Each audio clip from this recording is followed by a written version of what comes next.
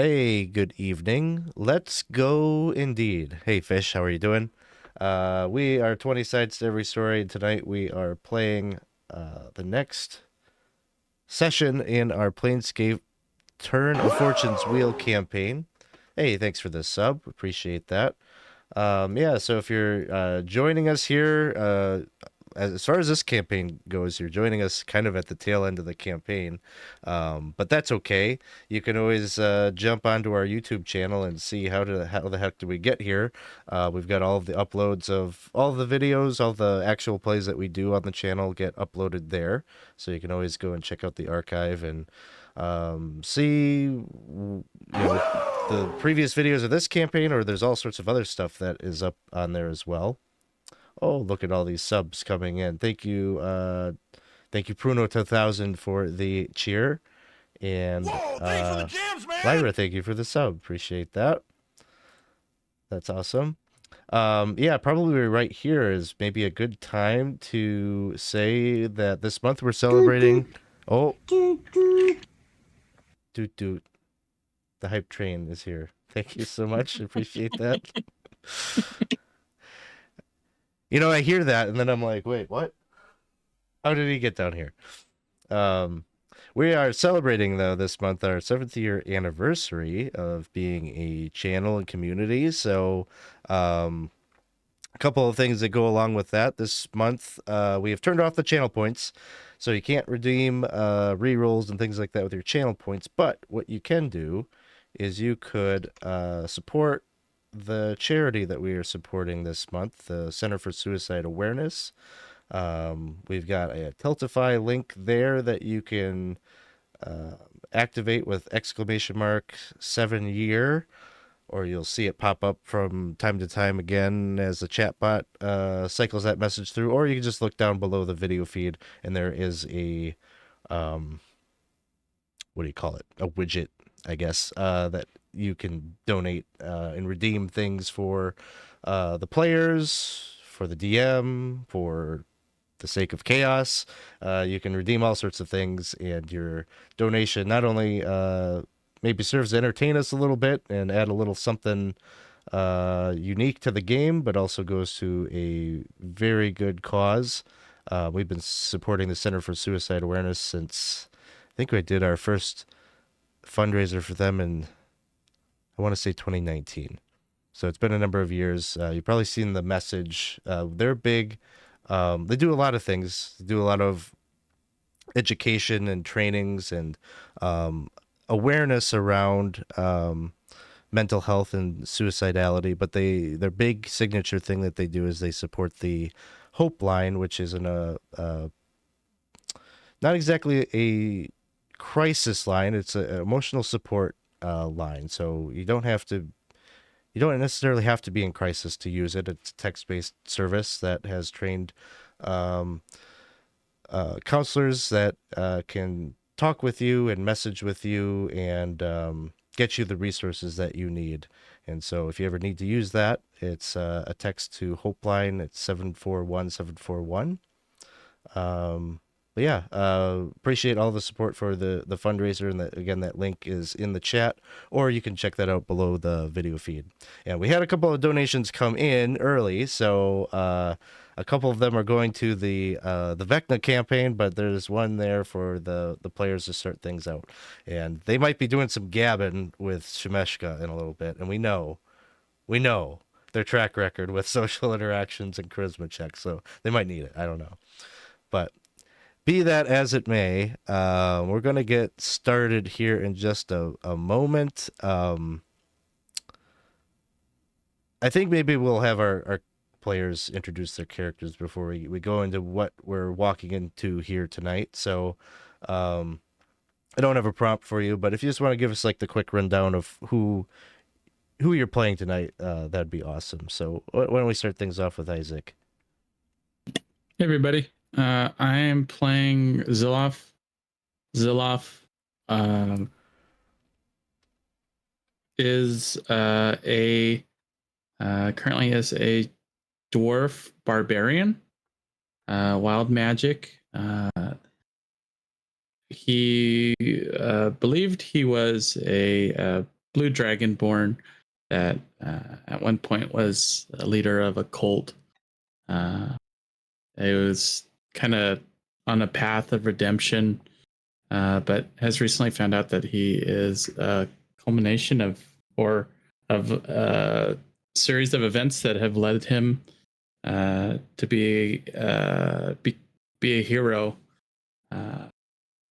that was kind of put into existence. So through that time, he has become open-minded and kind of open to all this other information of all these past lives and past adventures that he has gone through. So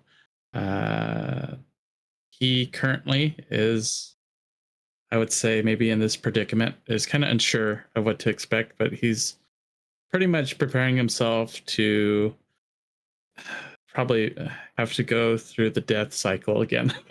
That's what I think he's at this point. He's being a bit quiet, but this is what he's preparing for. He doesn't know what is going to happen next. So Awesome. Thank you. Let's go next to Robyn.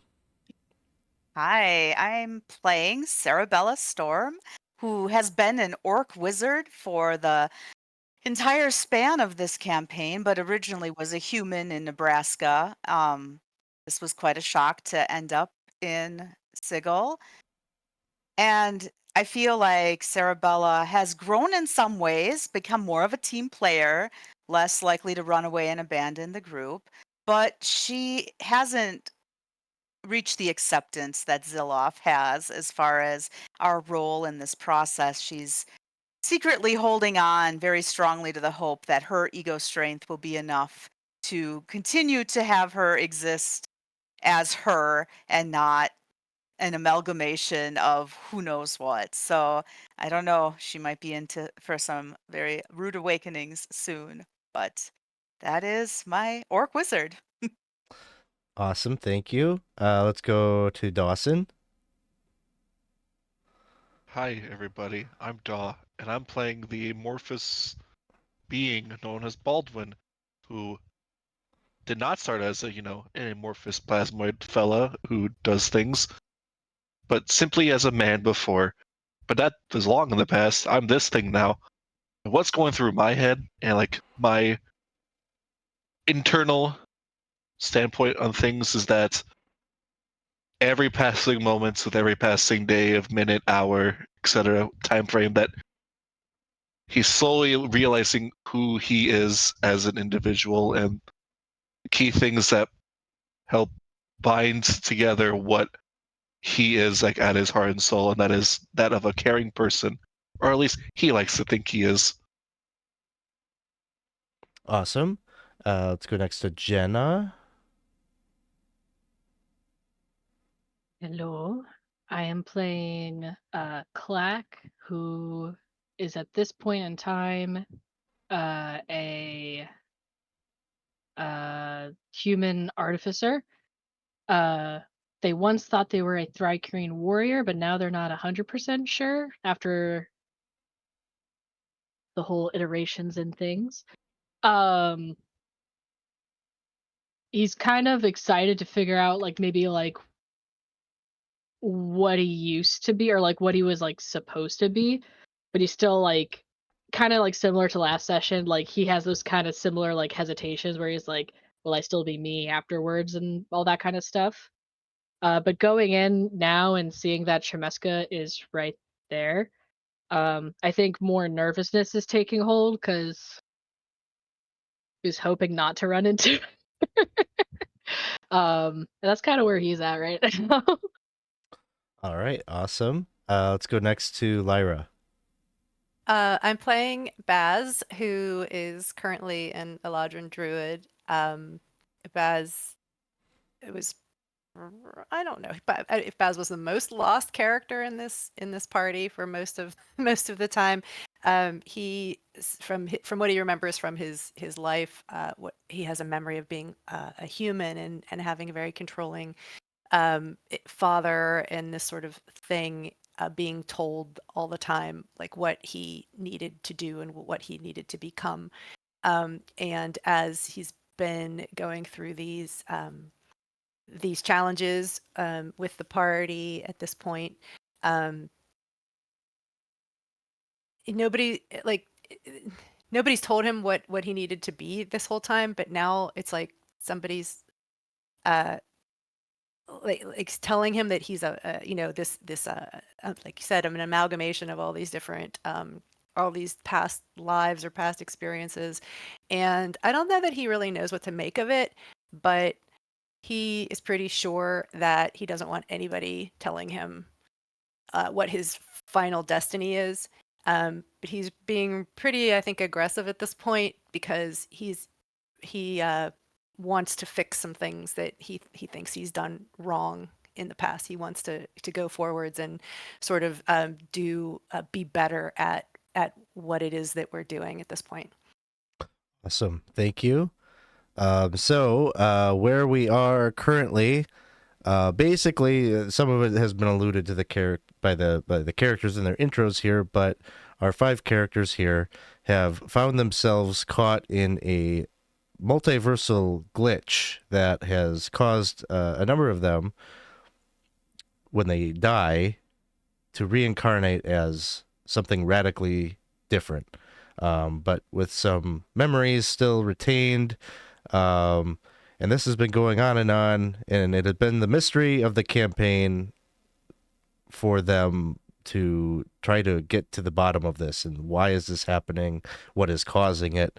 And some time ago, as they've been traveling throughout the Outlands and discovering clues and things like that, they met with a character called the Scholar of Impossibilities, who kind of laid it out for them that their existence is due to the belief of some Modrons, a contingent of Modrons that were split off from the greater Modron March long time ago and had fallen into Shemeshka, the Arcanoloss clutches, who has been using them and trying to program them with all sorts of chaotic and fiendish influences, which has had a number of implications throughout the multiverse. But one unintended complication for Shemeshka is that 5 characters were born from the collective belief and hope of the Modrons for heroes to come and rescue them. 5 beings came into being, and 5 beings were subsequently defeated by Shemeshka, who anticipated some sort of heroes to maybe at some point try to cross her. But what she could not have predicted is that these characters keep coming back, and they keep reincarnating, and they are mostly being born of stories and experiences and things that the Modrons have collected during their time going throughout the March. And so they have conflicting, sometimes compatible, but mostly conflicting memories and personas and things joggling around in their minds as they've been going throughout the campaign. But they have been turned on to the fact that they needed to find these original incarnations that the Modrons had originally thought up, these powerful heroes that they once were, as every reincarnation sort of degraded them in terms of power and strength into what they started out as at the beginning of the campaign. And so they turned their attention to returning back to Sigil and concocting a plan to re-enter Fortune's Wheel and try to locate their former selves. And it has led us we're in this demi-plane, these platinum rooms, this area of Fortune's Wheel that is very exclusive. Only certain elite members are able to access this area, where there's all sorts of very strange gambling games that the characters got to see firsthand a bit in the last session.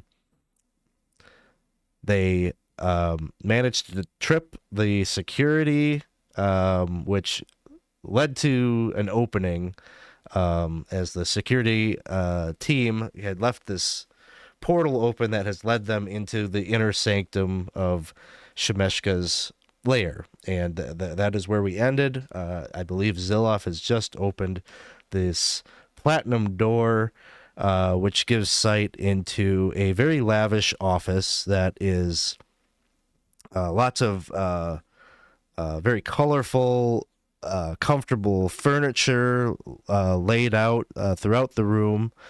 There's a sort of mosaic pattern that plasters the walls.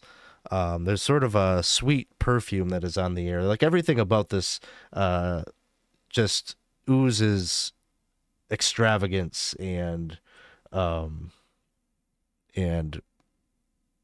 just exquisite taste. There's even like a faint music that is on the air, and you could see from across the way as you're peeking your head in, Zilloff, that there is this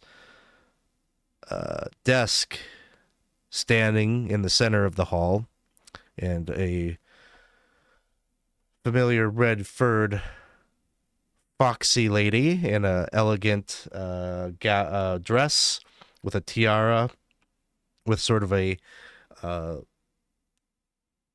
of a thornish motif upon it is sitting from behind the desk, and she has been apparently in conversation with this Thrycreen that sits across from her.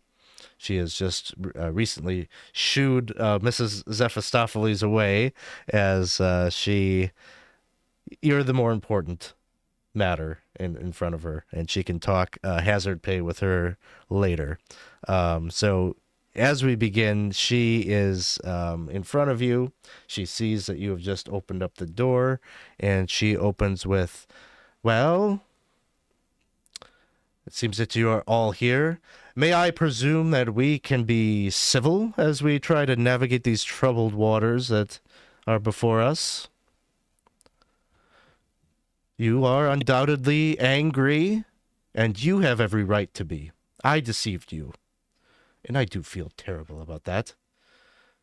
But it was all just too much to explain at the time. If you wouldn't mind, come. Is this something you practice saying on the regular? Well, there's nothing practiced about it. I didn't know that you would be here today. I assumed at some point we would cross paths again, but I think we both have something that the other wants. I'm a businesswoman. Let's talk.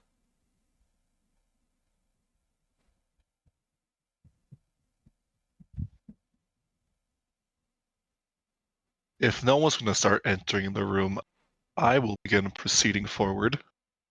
Yeah, I think Zilloff would look back and kind of just shrug and go, well, I guess we're gonna talk then. Clack didn't want to be the first one in, so seeing someone else goes in, he feels a little better stepping forward. I'll open the other door, and then I'll walk in because I was hiding behind it at first. Awesome. Yeah, you all can move your tokens as you wish if you're coming into the room. And she says, you've all, well, some of you have changed a bit. I count. Is Cerebella staying in the Yeah, I didn't really want to go in. So I'm hiding behind. I'm not hiding. Well, I'm hiding. She takes note of that. She just says, "Oh my, there's some of you have changed, and there seems to be less of you, but that is fine." She kind of like angles her voice out into the hall. There's no need to be shy, but I understand your reticence. Yeah.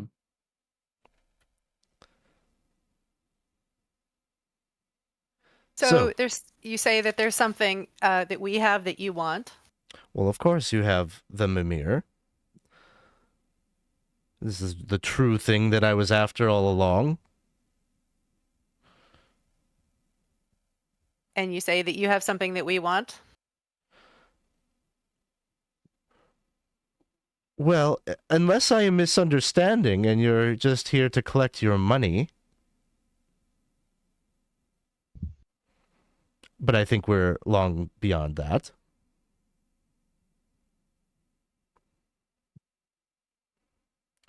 Am I misunderstanding?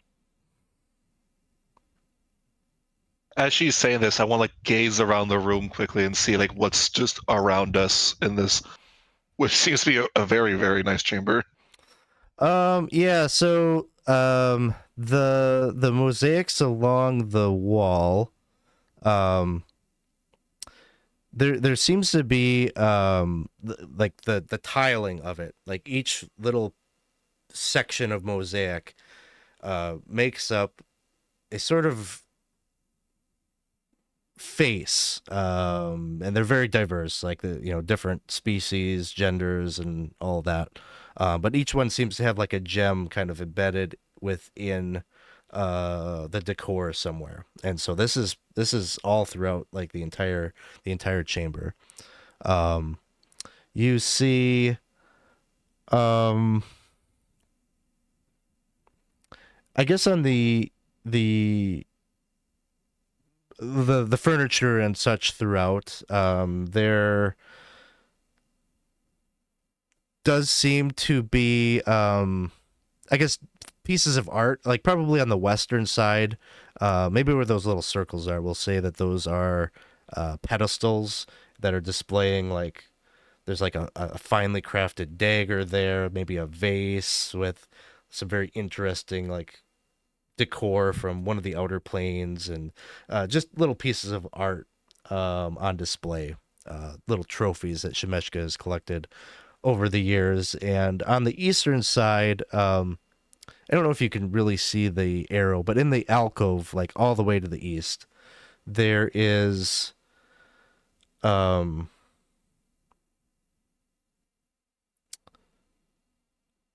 again like a circular mosaic there, but there's only one, there's no gems in the mosaic there. It's the decor of it kind of makes up an image of Shemeshka herself standing on the far end, and she's holding, like, in her hands there's like a divot in the wall, as if some object, probably one of the gems from around the room, could be like inserted into that slot. You say these mosaics, are these on the floor or are they on the wall? They're on the wall. Okay. What does the floor look like with all these different patterns? Is this all just like tile? There's nothing. Yeah, tiling. No, okay. And one last thing I'll do as I'm just doing my initial observation is I will focus up a little bit and I will see if there's any portals in the nearby area. So I'll use detect portals just in case. Nothing that other than what you already know, the one that you came through. Okie These blue circles that are down along the bottom, are these columns? Yes. They go up to extend to the ceiling? Yep. Okay.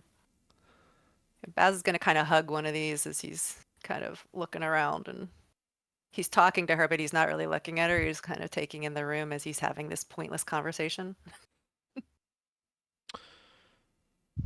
And she says, "Why don't you tell me what you are here for? I presume that you are looking to reunite with your past selves?"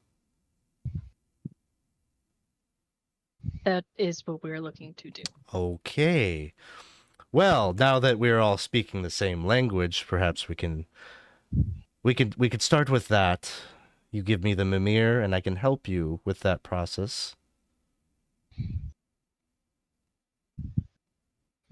What do you And why want? is it so? Oh no, go ahead. You first. And why is it so important to you? Well, you see, that Mimir is the key to helping me with my project with the Modrons. I need them to believe. I need them to believe certain things that I'm trying to instill with them in them, and that is successful for a short amount of time, but that object there is the key to making it more persistent. It is a powerful thing, and I need it to harmonize the belief throughout. I'm sure that Rome has explained some of this to you, no?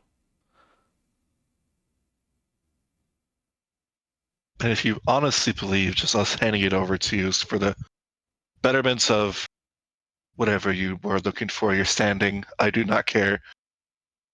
Have you not noticed what has been going on outside? Anything at all? The spire breaking apart. That is why I need the Mimir. You don't realize you're causing all of this, do you? I can fix it if I had the Mimir. It is the Your whole It is the cog that is missing. It is the thing that can, like I said, I can bring harmony into their chaotic thoughts, but I need to have this piece so that it can be inserted into the topmost cog in the pyramid. Hmm. And you have done a splendid job. I see that you have repaired it. One less task for me to do. Very convenient. Mhm. So, and I look at the kind of the Vicrine that's there. Seems that you were trying to get it either way. Shortcut, perhaps.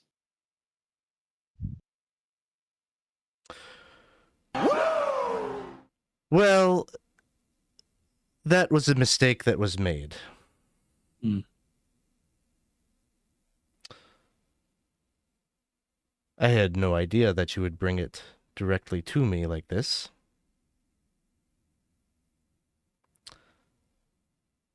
But now that you have, I think we can move forward. After all, I could see it from the disdain upon all of your faces that you think of me a villain. But think about this. Do you not owe your existence to all those little Modrons? You do like existing, don't you? Well, it seems that if we give you the Mimir, then we stop existing. Is that right? Oh, is that what you believe, Zilloff? No, I am acting in good faith here. You know that I have your former selves. I have not obliterated them or destroyed them. I have kept them safe here. I could reunify you with that version of yourself. Bring some stability. Free you from needing their belief. And you can forget about all of this, and you can go on and live whatever life you seek to design for yourself. You don't owe them anything. It is a gift that has been given to you, living.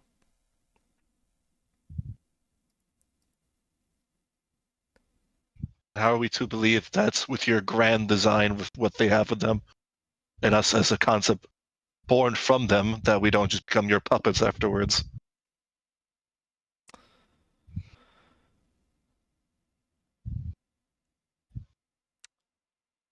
I suppose, what choice do you have? I will telepathically communicate into the party's minds. Well, I ain't gonna give her it. But we could give her something else that might be more useful for her more local ambitions. While we're talking, can I look at her and tell if she is able to kind of understand what we're saying? Kind of looking at her body language. You could make an insight check.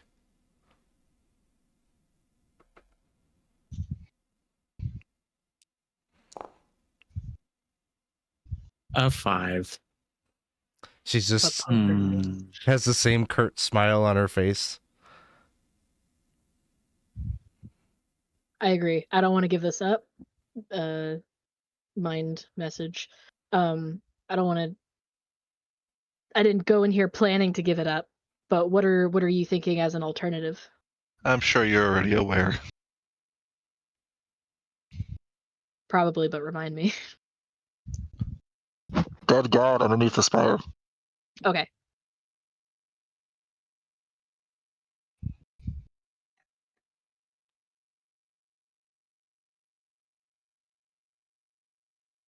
That might. Yeah, that might gain her interest.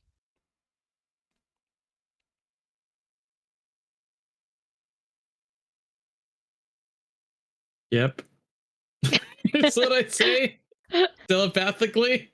But how do we know she's going to do what she says? I mean, she has lied to us at every turn. She says, "Do this, I'll do that," and it's never happened before.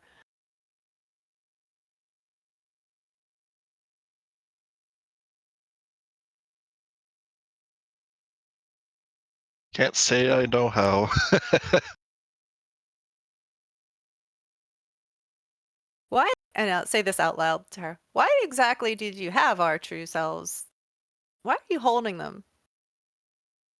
Because nothing like that had ever happened before.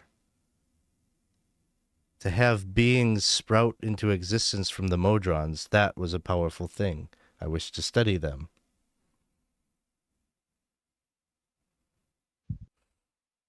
But Would you rather I had destroyed them?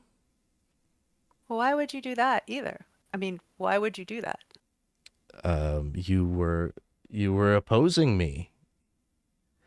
You were trying to defend the Modrons. The sensible thing would have been to dispose of you. But here we are. I didn't. You have something of mine that I wish to reclaim, and I have something of yours that I am willing to give you.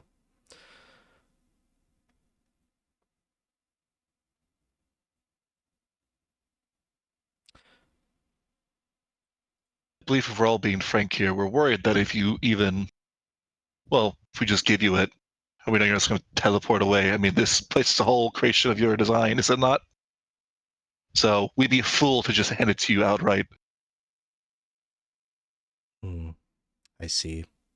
She just does like a double nod, and a couple of attacks come in from some invisible hulking figures in the room. Does one of you have a weapon of warding, or does somebody have something that protects them from that they can't be surprised? I think Baz does. Yeah, hold on. What do I have? I have a scimitar of warning. Okay. So everybody roll initiative. There'll be a surprise round with the bad guys going, but Baz will also have a turn in the surprise round.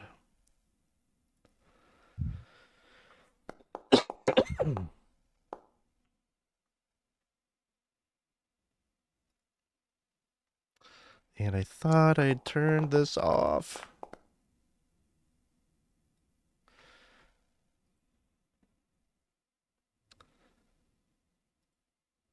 Is it worth going and trying? I hate the camera zooming about when it like becomes someone else's like turn, and I turn it off every time, but it's like dependent on the map, so like it doesn't seem to take. Oh. Interesting. Might be your personal settings, because that doesn't happen for me. Unless the DM has like Probably DM, because the specific DM has settings. control of the tracker. Mhm. I guess I'm just gonna live with it because there's so many damn settings, I'll never find it. All right.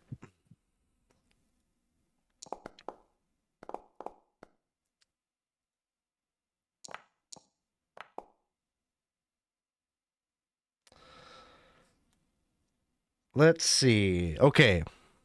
All right. So Baz, you see the head nod that Shemeshka gives, and you know like something's about to go down. What do you do? Okay, but I don't see anything else You don't see- happening. Like I no. don't know what she's doing there. Okay. Boy. I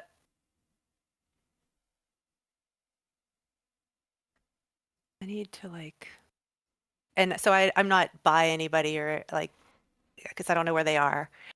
So, oh my gosh, I don't even know what to do. Oh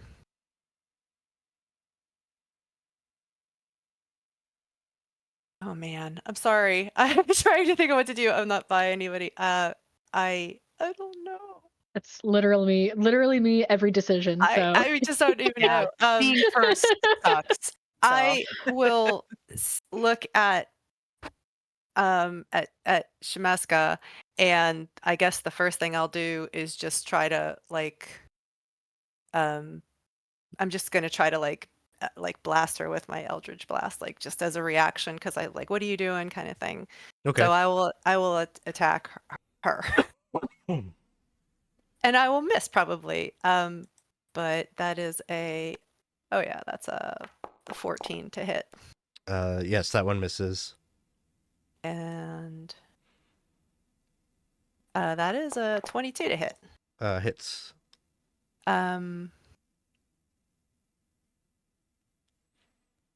That is big 9 damage. I did 9 damage. All right. And then I'm gonna, just like call out to everyone and just like, in terms of the room, and be like, they're coming at us. She's attacking. That's it.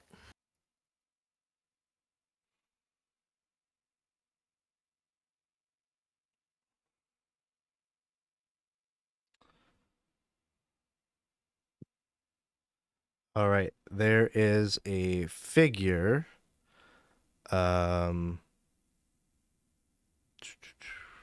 Big presence right behind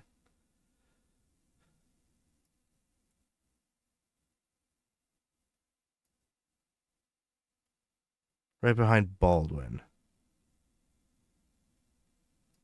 This one is at advantage. And one of the things from the what's it called? What's the spell? Protection from evil and good. Is any of those category of things? How long does that spell last? 10 minutes. 10 minutes? Okay. So it would not be at advantage. The 16 hit or no? I'm just gonna reroll it.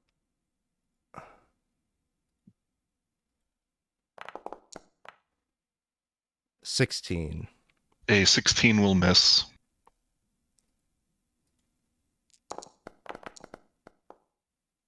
And a 20. A 20 will hit.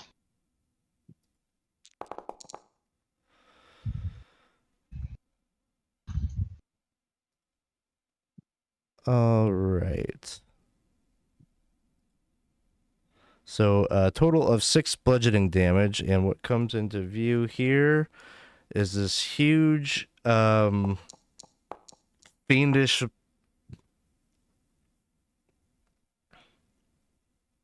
actually hold on. Protection from evil and good. Is it aberrations? I think aberrations is Okay. on that list. Okay, just double check that. No problem. Boop, boop, boop. The other thing is a fiend disguising. Aberrations is the first one on the list. Okay. But it won't matter anymore because I lost concentration. All right, so it's 6 point of bludgeoning damage, and it comes from this thing that is on these big, almost like elephant-like legs, and they're just like, almost like caked with blood. And it's on this big, hulking torso, atop which there's like this weird head that's almost like, I guess, imagine like a head of broccoli, but it's composed of brain material, and it's got this weird like beak that comes out of it. Just this nasty looking thing. We fight for the booty. And We wait for the booty. we are getting a raid here from Lord Gasumba. Thank you guys so much. Give you the shout out here. How was the stream tonight? We have just rolled initiative. And the group here is about to fight aberrations, fiends, and arcana loss, and all sorts of stuff. We are also celebrating our 7-year anniversary, and we are doing a charity fundraiser for the Center for Suicide Awareness. Pop the link there if interested in checking out what the Center for Suicide Awareness does, and potentially making a donation. All the donations that we collect here, you can redeem them to do rerolls for the players, rerolls for the DM, wandering encounters, you name it, all that kind of stuff is in there. So definitely check that out. So thank you all for popping in. It's good to see you. Okay, so that was the Eater of Knowledge. So he is visible now. And then we're about to see the other thing, which is going to target Baz. And this one, first attack will be with his barbed trunk, and then I'll reveal what he looks like. And that's going to be a 27 to hit. We'll roll some damage. It's going to be a total of 36 damage. Odd. Some of that is poison if you got any resistances. But what you see is this huge fiend that has kind of the head of a fiendish looking elephant. It's got big tusks. It's got a barbed trunk, which is what it just attacked you with, and uses that to grapple you. So you are currently grappled by it. And it's wielding a glaive, which it's now going to use to make 2 attacks. How much of that was poison? 21 points was poison. Oh, good. And a 26 to hit with the glaive. That's going to deal 16 slashing. And a second attack with the glaive is a 13 to hit. Misses. So, bunch of damage coming in from the Maleficent. And we just had another raid come in. Welcome, Homebrew Cafe. Thanks for popping in to come hang out with us. Hope you guys had a good stream. Hey, Bob. Well, good eve all. Have a safe and happy Independence Day weekend. You as well. Thanks for stopping in. So Homebrew Cafe, go and check them out. Give them a follow. We're celebrating our 7-year anniversary. And so we've turned off our channel points. If you want to influence the game, you could do so. We're doing a charity drive this month for the Center for Suicide Awareness. Oh, and I see we got something just came in. Looks like Adrian donated $10. I have to look that up, Adrian, because $10 could be one for me, or it could be two. It could be 2 player rerolls. Let's just take a look here. This Tiltify thing isn't as smooth as the Extra Life one. Well, we'll say, Adrian, if you're out there, let us know how you wanted that donation to get used. So, all right. So that does it for 2 player rerolls. So you guys have now 3 rerolls in the pot here. And that is going to bring us back to the top. Sorry, Baz, you got to make a decision again. It's your turn. Yeah. That's interesting. I think that so after getting hit, I will oh man, oh god. Okay, I'm gonna do a sword burst around myself, and so that is a dexterity saving throw. Dexterity saving throw from the Maleficent. All Mhm. right. Maleficent has magic resistance. Advantage. 17. Oh, he makes it. So there's nothing happens. He doesn't take half damage, I don't think. No. And then I will.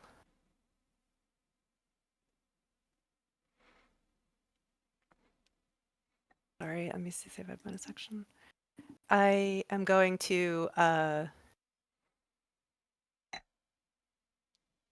gonna I can't do that because it's a thing. I would like I would like to phase step away here. Because that doesn't get a attack of opportunity if I phase step. Is that correct? It's like a Misty Step? Yeah.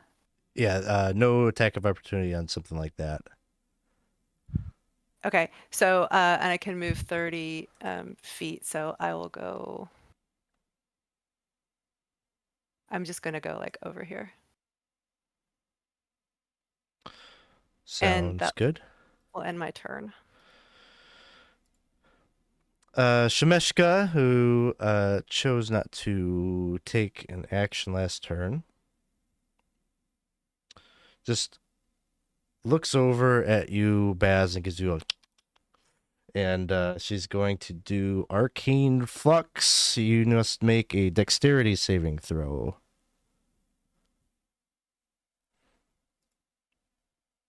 Oh man. It's a 4. Did I make it? Not with a 4, but you could use a player reroll if you want. Oh, yeah, I probably ought to do that. Can I do that? Is that all right? Absolutely. Guys, I'm asking that. Okay. Just do it. I mean, take them because you're going to need them in this Oh, fight. well, that's a 15. Is that any better? Unfortunately, no.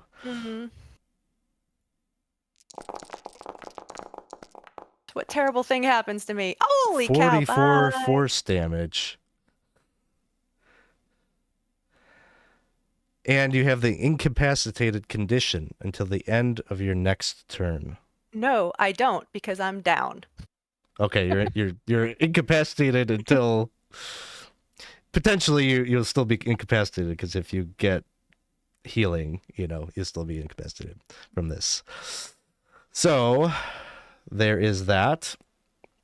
And then she's also going to do an attack with her tiara. You see that she just kind of reaches up and adjusts it just a touch, and this these vines kind of magically like produce from it and spring forth, and they reach forth and try to attack Zilloff.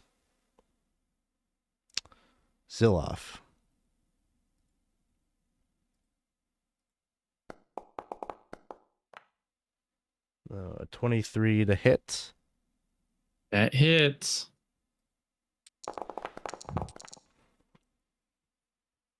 For a total of 25 damage. Some of that is necrotic, if it matters. And a Constitution saving throw. Sure. Con save.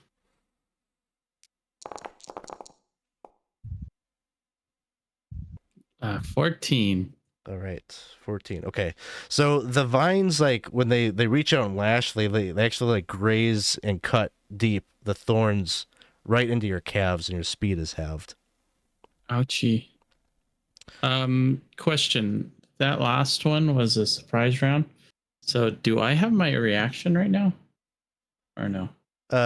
Sure. Okay. Then I'll use my reaction to Do a. Oh, never mind. I'm not raging yet. Never mind. That's it. All right. And she's going to use her bonus action to teleport.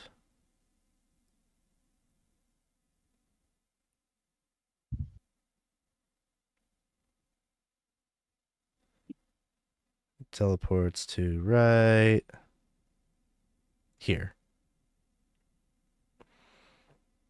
Then as she does, she just like looks like right over at Cerebella. There you are. You know, I kind of thought something might happen, so all of us being in one room, not a good idea. You made the wise decision, my dear. Cerebella, it is your turn. All right. Well, telepathically, I want to say to Baldwin, if you have an idea, now might be the time to suggest it.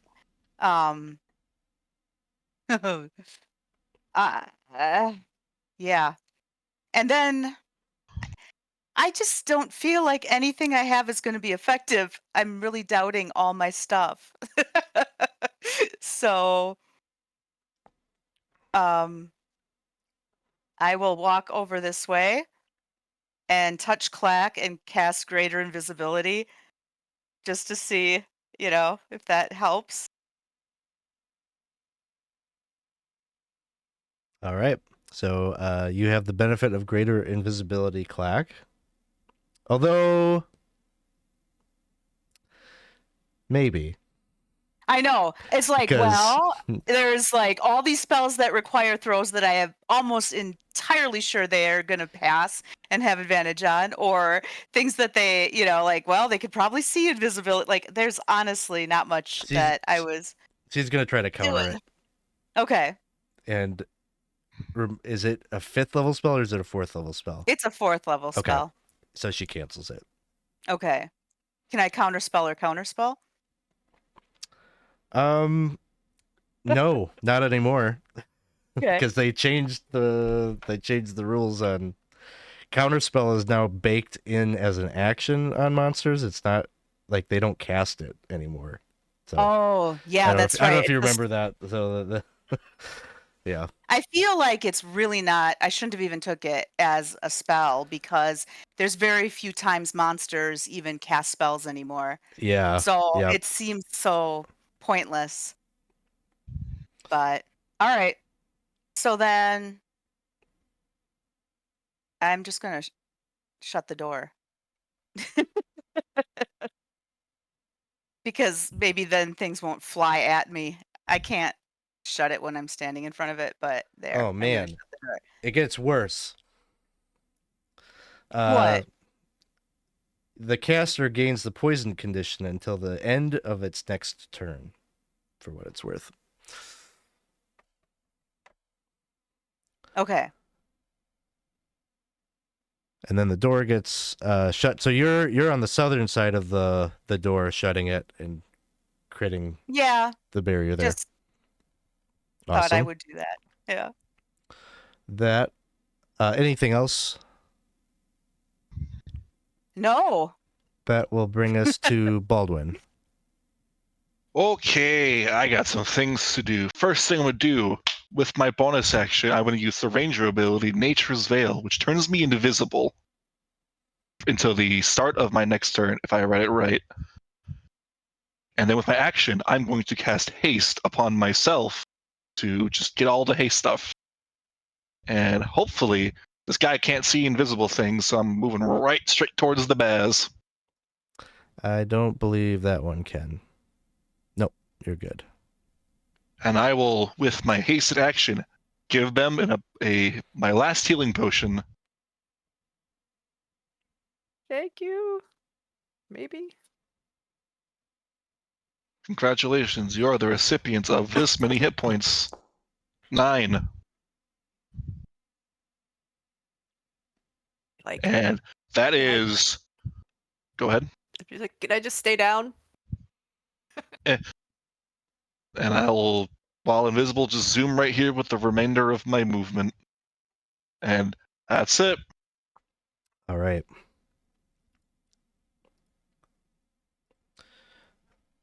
the big thing with all the brains atop its head is going to step forward, and it's going to make Clack its new target. 2 slam attacks. I'm guessing it sees me. Yeah, But you're not the invisible invisibility didn't 'cause- take place because Oh, Shemeshka that's right. countered it. Yeah.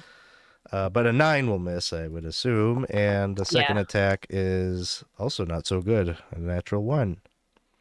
So that's its turn. Clack. I'm gonna start off with boosting other people. I'm going to cast haste onto Zilloff, so that way they can move super speedy. And oh, that's right. I forgot about that. I'm just making sure I don't forget. Oh, that's right. I wouldn't be able to do that. That's okay. I might. I can't cast Sanctuary because I casted haste, right? Correct. Okay, so then yeah, that is where I'll end. Sounds good. That will take us to the Maleficent's turn. And I think it's going to...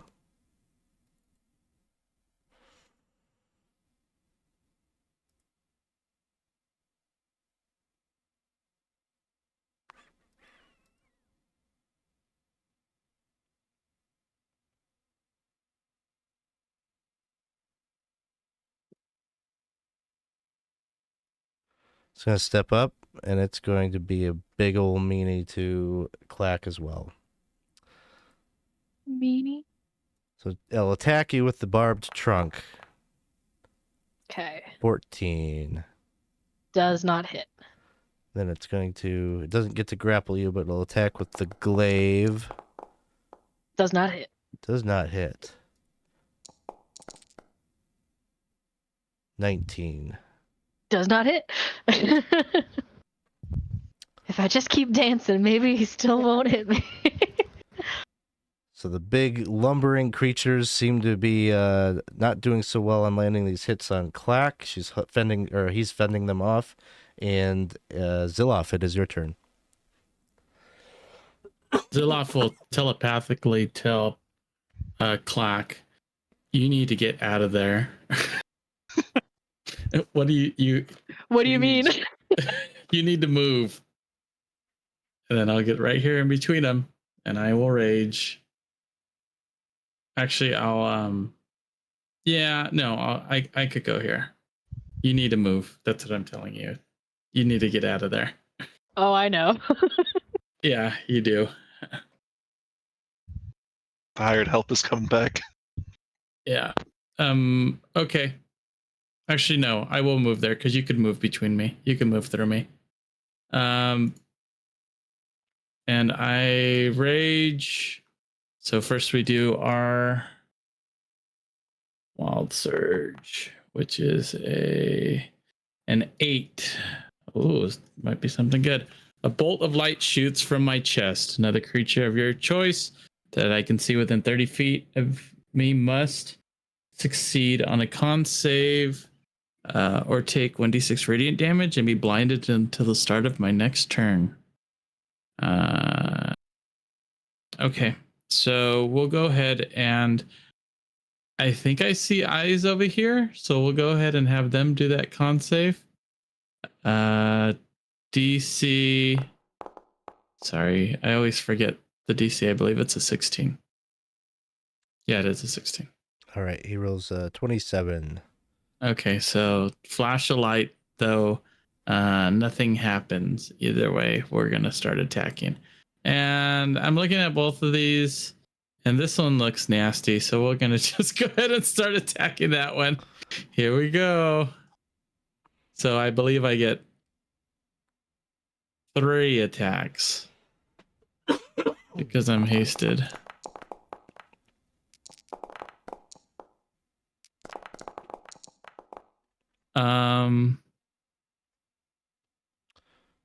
First two hit. So first 2 hit. It'll be this plus 3. So, all right, big 9 points of damage for the first hit. Second hit is another 9 points of damage. Oh, I'm sorry. It's 10, so 20 in total. Okay.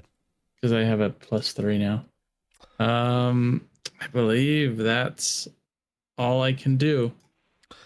So you're hacking into it with the axe, and you're cutting into the flesh, and then this thing bleeds. This really dark colored blood that's just splattering all over Shemeshka's nice polished floors. Yeah. Top of the round, it is Baz's turn. So I'm up, and I will, I guess, look at the thing that hit me. Let's see, 5, 10, 15, 20. If I come down here, I kind of peek around the corner there, and I'm going to try to cast blight on that the thing, the other thing. I don't know what it's called. The Maleficent? No, the thing that hit me, the one that's down. The brain Yeah, monster? the brain thing. So that is a con save, 16.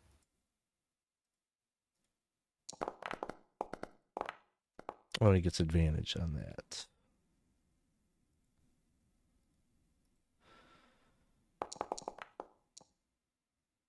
$17. Oh, come on. Let's see. He takes half as much on a save, so that is, what is that? That come through? I haven't seen anything. There it is. There's a bunch of dice. 43. Okay. 43. So it'd be like And that 21, is, and you do see, there probably would be a bit of question about that, but you do see a necrotic blight spot open up on that flesh. Okay. I'm gonna just take a couple steps back again, like as far away as I can, kind of just backing away because I keep getting hurt. I think yeah, that's the end of my turn. Yeah. All right. Shemeshka.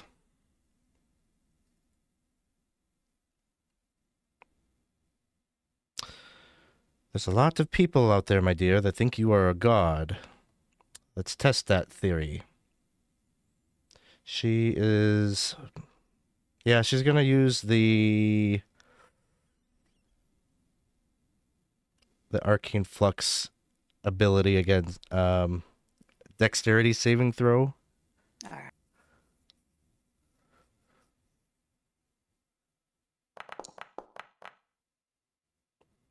Well, I'm in a big lumbering body. I can't move that fast. I got a 6. There are 2 rerolls.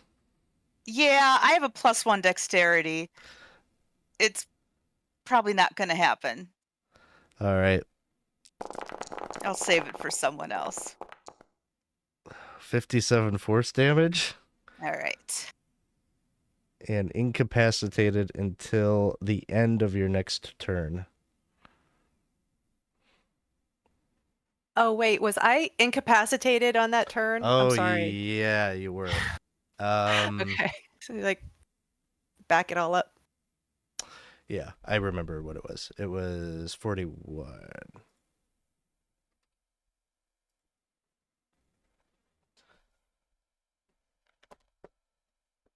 So incapacitated, you can't do anything. Is that correct? Yep. And now you are not incapacitated. So at the end of your turn is when that happens. Sorry, just looking something up quick.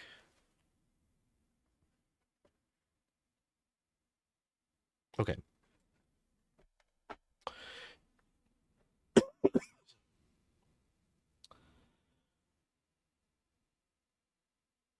Yeah, she's going to use her tiara then to attack the downed Cerebella.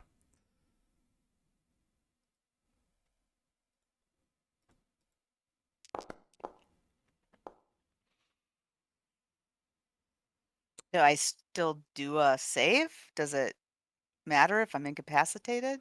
Like what? I'm going to say on this one, yes. This is a con save. If it was Dex, maybe not. But Okay.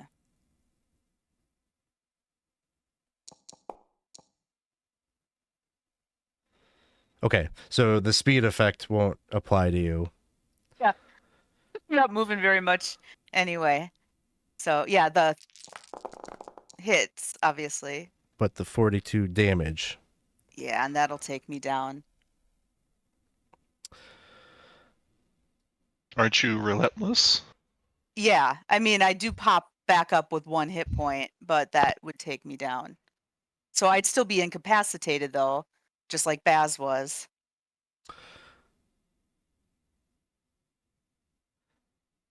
And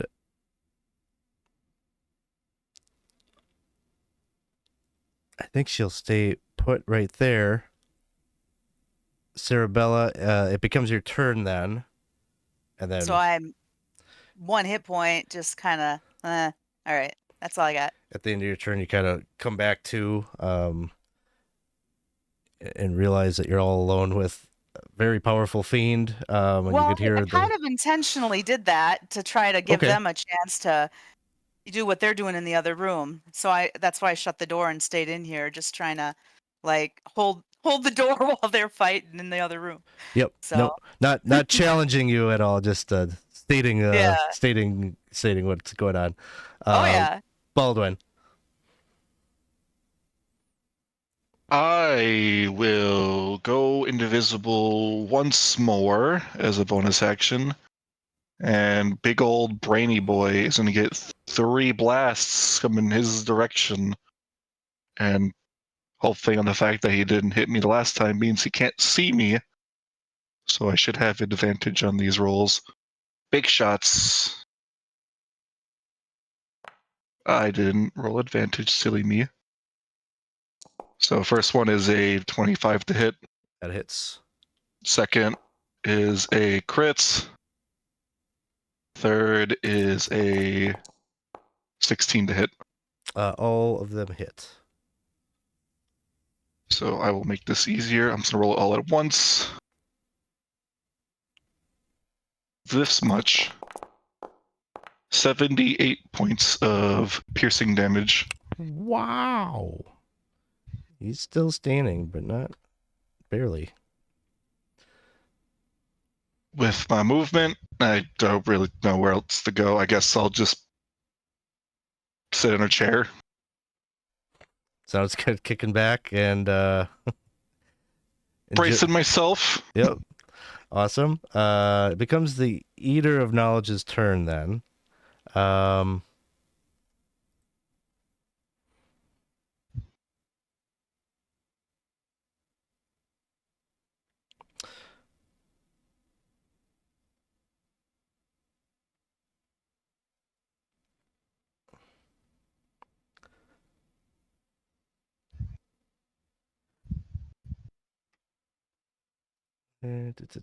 Hypnotic pattern.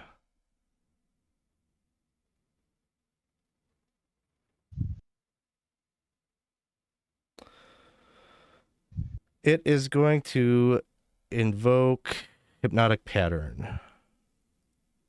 And so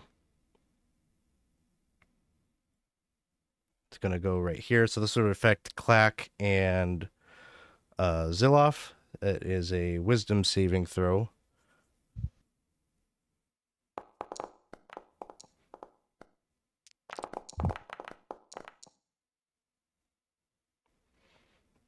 There are 2 rerolls. What the heck? I might use that. Yeah, I'm gonna do that. I'm gonna use it as well. Oh, and it looks like Tux just redeemed a reroll, so he got one still Hey. in there. Thanks, Tux, for the donation. Man, It the didn't fate, the fate, get the any fate- better. Okay. Aren't you a genius? I am a genius. Thank you, Dawson, Okay, for so- remembering my character. So 15 I'll is the use number, so Clack, you're going to be okay if you use that. Yeah, I'll be fine. I'll use that. Zilloff, you are charmed for the duration. While charmed, you are incapacitated and have a speed of 0. Spell ends Okay. for an affected creature if it takes any damage or if someone else uses an action to shake the creature out of its stupor. And that is its turn. Clack, it is your go.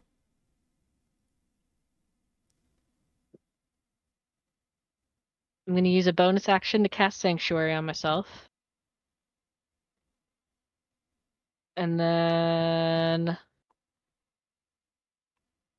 I'm going to move this way. I'm going to, as I step over Zilloff, I'm going to say, wake up! I'm going to use my action to try to break him out of the stupor. Perfect. You do so. You shake him awake, and he's back to it. And then I'm going to put some distance. Let's say over here. Possibly. If I can get away from them. Let's see. It's a wisdom save. Mm-hmm.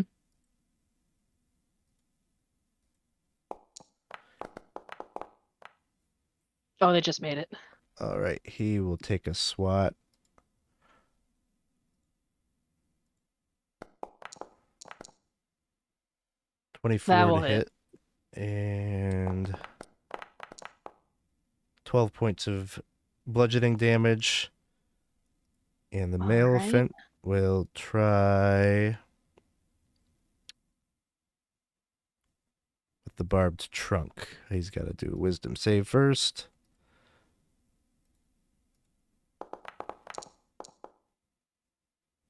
Does not make it. Does not make it. So that one does not happen. Perfect. And end of your turn, Clack. Yes, that would be the end of my turn. All right. Male elephant's turn.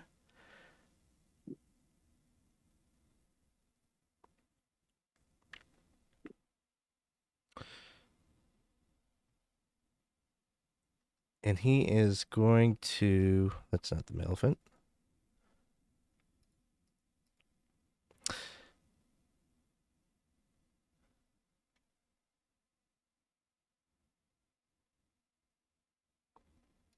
He's going to move 5, 10.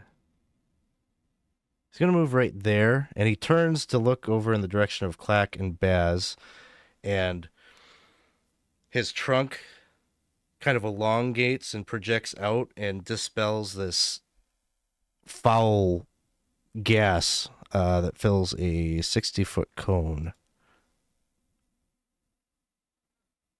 So I guess he would move here. Zilla, if you could take an attack of opportunity if you choose. Yes, I'll take it. Why not? Here we go.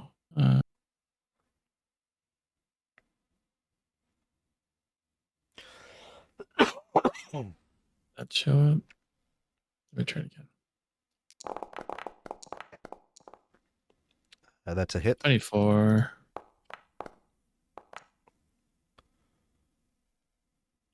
So 11 points of damage. So you catch him on the backside as he lumbers forward, and then this gas fills the space. Baz and Clack make Constitution saving throws.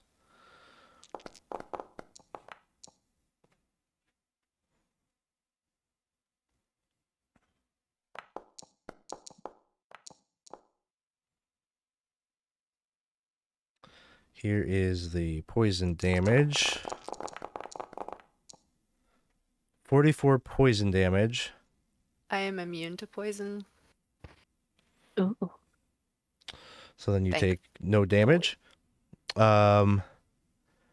up. And then you have the poisoned condition. Well, not Baz, but you know, you know what your immunities are. But Clack, I don't think you have that. I don't. So you have the poison condition. While poisoned in this way, you lose all your weapon and skill proficiencies. You can't cast spells. You can't understand language, and you have disadvantage on intelligence saving throws. Do we have any- Question. I was gonna say, is there still a reroll? I couldn't remember if there was one left or not. Well, I don't know. I think we're beyond the reroll now. Oh, that's fine. You That's know. fine. I was meaning to ask sooner, but I don't want to interrupt. Okay. I'm down for because it was 44 points of damage. Yes. So yeah, I'm down.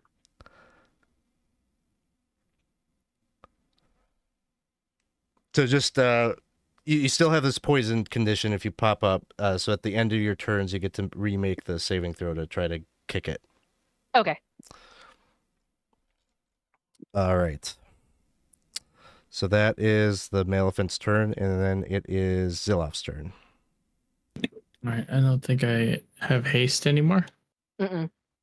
That's fine. I'm gonna just do reckless attack. We're gonna try to get these guys down. So we'll go here. 16 and 18 to hit for the Eater of Knowledge. Yep. Let's just deal with the first one. Sounds good. And that will take yeah, that'll him be enough. down. Yep. Okay. Then I'll swing here and can I apply that 18 to the Maleficent? Yes. 18 hits the Maleficent. Okay. Damage for this one. So 14 points of damage. Then I'm going to, from my chest, a bright light appears. Need a con save. DC 16.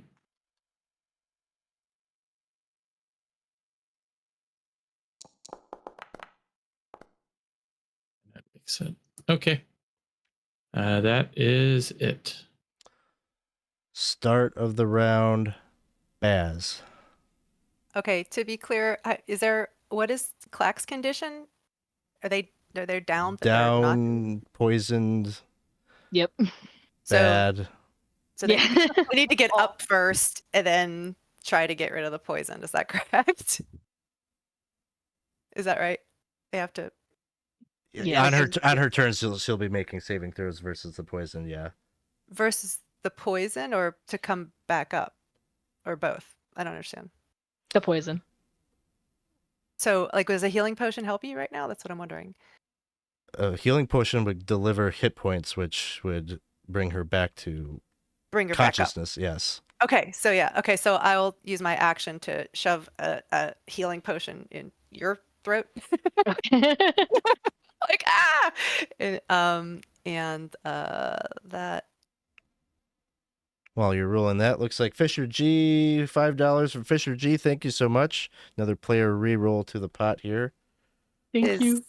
7 points for you. Thank you. And then I'm gonna just kind of move to spread out a little bit, like to here. And then let's see, do I have any other things I can do?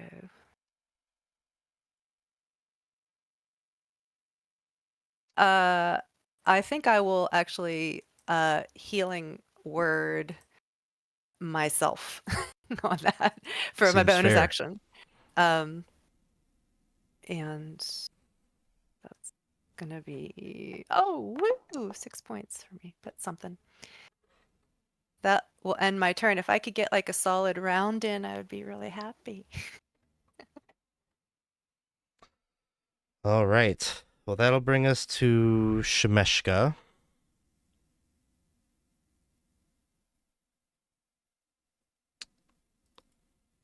Cerebella, your turn hasn't come around. That you are conscious. You're not incapacitated, correct?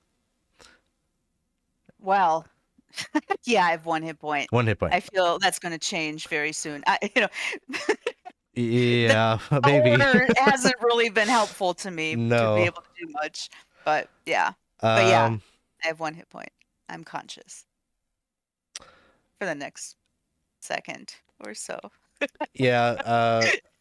I guess a dexterity saving throw just because of this incapacitated condition aspect of the arcane flux. She's gonna use that. Okay. The damage will take you down to 0, but you know, the save would still be helpful. And okay, Nope. doesn't make it. So No. down. I was close. I was close. It was. I know. I was like, is there like a bless or a bonus on there? Oh. So I'm going to try to fall, blocking the door as much as possible. With my That's what it's, big that's what orc it's all body. about. That was the I'm gonna plan. Hodor this door. She will then, I guess she'll just would move up because you'd be prone at this point. Tried, guys. I tried. Tried to give you a few rounds. And she would hit you, and you would have 2 failures on the All right. saving throws, the death saves. That would bring us to, oh man. Okay, so then it's your Yeah. turn. So now we get to see what happens. There are 2 rerolls if we. Okay, but don't need it there. I did all right with that one. All right. There is a healing boon donation thing if anybody wants to do that. All right, Baldwin, it is your turn. To attack the fox or the elephant. It's like a rock and a hard place, but different in some ways. Or some sort of demented Aesop's fable, right? The fox and the elephant.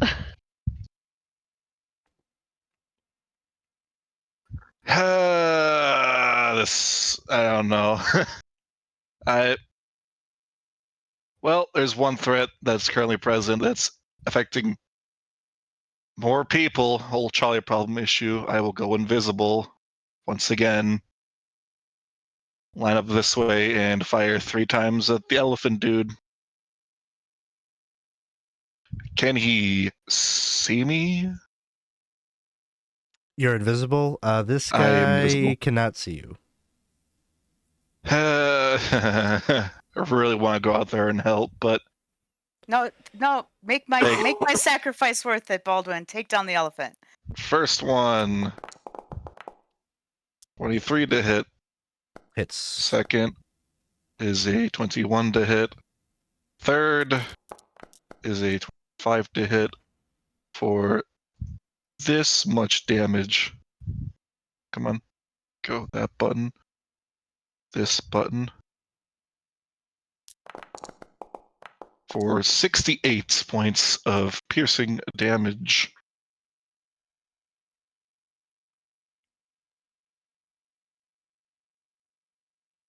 Got it. That's it. All right. Clack, it is your turn. All right. I am going to do.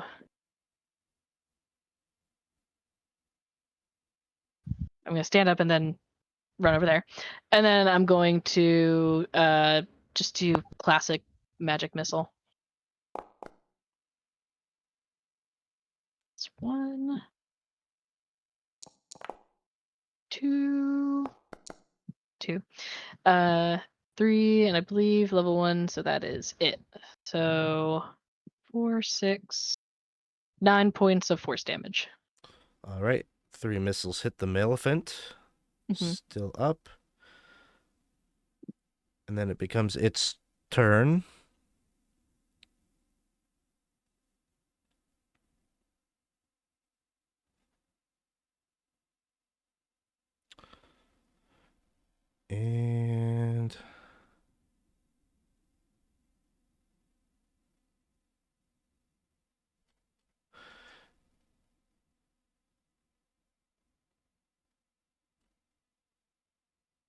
Oh, I gotta roll this. Okay, poison recharges.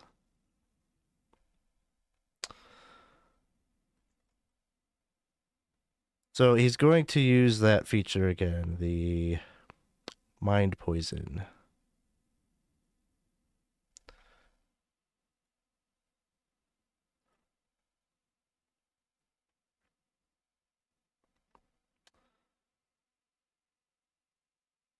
If it'll let me.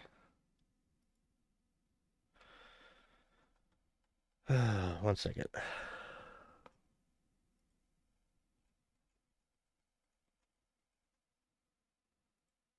Okay. So Baldwin and Zilloff make a Constitution saving throw. Said it is poison, right? It is poison. All right. I have an advantage on this. There you Same. go. Did I forget to make one as well when I pop back up? Yes, you should do one to see if your poison condition goes away. Okay, 16 is what you need. got it. So Zilloff and Baldwin, you both succeeded. Yes. All right. So then all of the extra nonsense you don't have to deal with. You just take half damage, and then you're immune to this effect for 24 hours.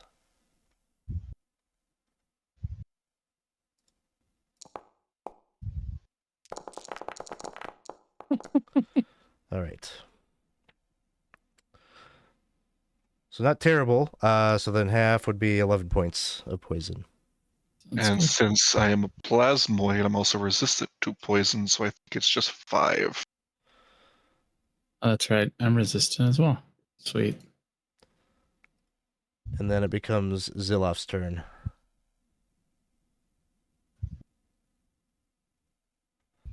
Zilloff will attack. Actually, sorry, one moment. I took damage.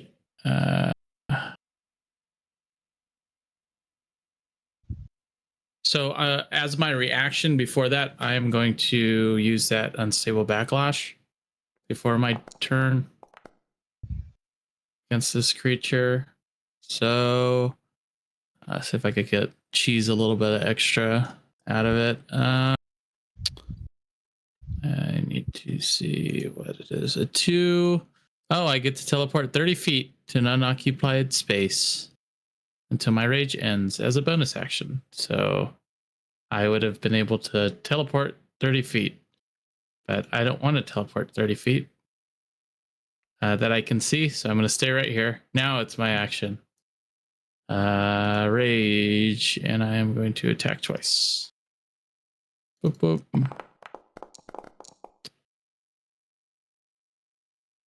A 14 to hit. That one does not hit. I don't know what's going on. I don't know why this clock all of a sudden started to work. You have a cuckoo clock? No, I have a very nice, like old antique, like mantle clock Yeah. Oh, nice. that you crank, and I thought I cranked it all out, but I don't know.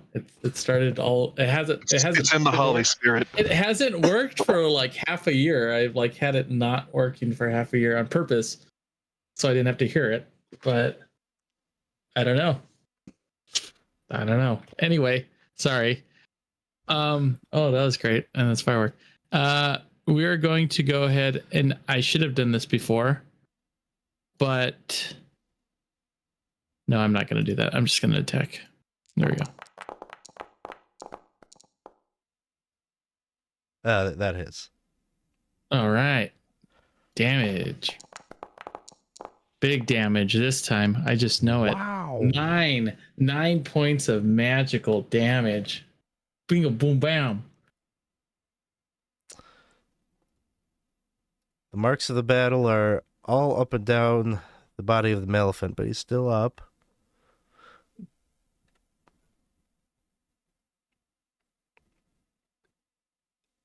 Anything else, Zilloff? I'm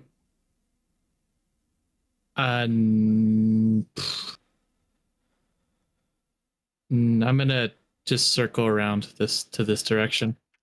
Sounds good. Brings us back to the top of the round. Baz. I'm gonna move down to here, so I think I'm kind of sort of in between Baldwin and Clack, and I see that everything is going to hell basically with everybody's health, and I'm going to do a mass cure wounds, which is 60 feet. Does that hit Cerebella if she's in the other room? Can you pop the description into the chat? I'm gonna say probably not. Usually you have to see. But we can take a look.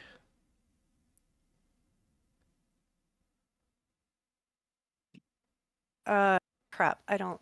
I never know how to do that. That's sorry, okay. I can look it up too. So I can copy it. Can I do that? You said it's Mass Cure Wounds is the one that you're casting? There it is. I'm sorry for laughing, but it looks like I can't see in the other room, but I just see this dialogue bubble pop up in this gray area. It looked really funny to me. So, You know, it doesn't say anything about sight in the description, so I'm going to say if she Okay, is, yes. So, and then that will be. Please roll well. It's 22 points for everybody, It's big. including Thank myself. you. that's a good spell. You got me up to max with that. Well, I hope did I get Cerebella? I don't know. I'm not. The area of effect is 30 feet, so Oh, I thought it was 60. that's the range. But wherever you drop it, it's a 30-foot, yeah. So, crap. Did I get Baldwin then? No. Can I do that? 5, 10, 15, 20, 20, 30. I got Clack and Zilloff where I am. Yeah, everyone's pretty spread out. That's challenge there. I would say ignore me, go for Cerebella. Well, no, the thing is, guys, like, don't know you that don't she's- know don't what's know. happening in Yeah. that other room, Yeah, so I don't That know is that true. she's like down. So incidentally, if she was in the radius, I'd be like, yeah, sure, you know, like you catch, then catch I it. will move. Yes, I would be here, and I would get the three of us. Then I would get Clack and Zilloff and myself, I guess, because I don't think I can reach Baldwin. Sorry. I'm fine. So 30-foot. I'm going to take a couple steps back, and then just end my turn there. I think I got it, so I could get Zilloff and Clack where I was 30 feet on either side of me. I was like here. Oh, it's a 30-foot? I see. Yeah, that would be more than enough. Got it. Okay. So just moving out of the way, and I'm ending my turn there. Okie dokie. Shemeshka's turn. This is always like the nasty thing. You hate to do it. But I don't see as if it meant, like what other choice would she make, right? Yep. So she is just going to reach down and end it. She just claws into I'm you. gonna say it's, if I'm gonna get killed by someone, the big nasty fox fiend is probably the one to get killed by, right? And then the question is, would she go back in there? I'm going to say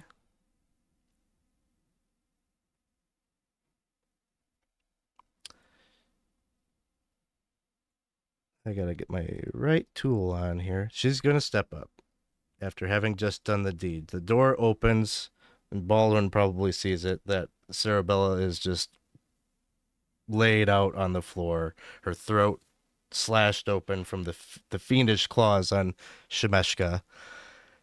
And she's To going land really gracefully, though. Come on, Yeah. give me that. Perfect outline for when they need to do the chalk around where the body Right. was splayed out on the floor. But she's going to open up the door and look over at Baldwin. Probably mutter something about, you should have taken the deal. And then she's going to cause a surge of arcane energy to burst out around you, Baldwin, and dexterity saving throw. I have advantage on this because I am hasted. 22. So half damage only.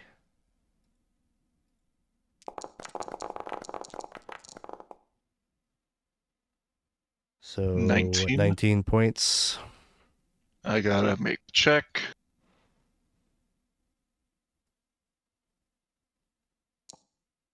I am still fine. And then she flies back to over here.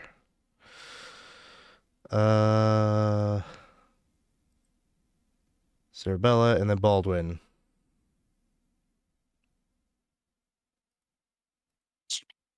I have the full confidence that Zilloff can take care of Elephant. I'm gonna. Where's my movement thing? I'm going to press myself up to the door.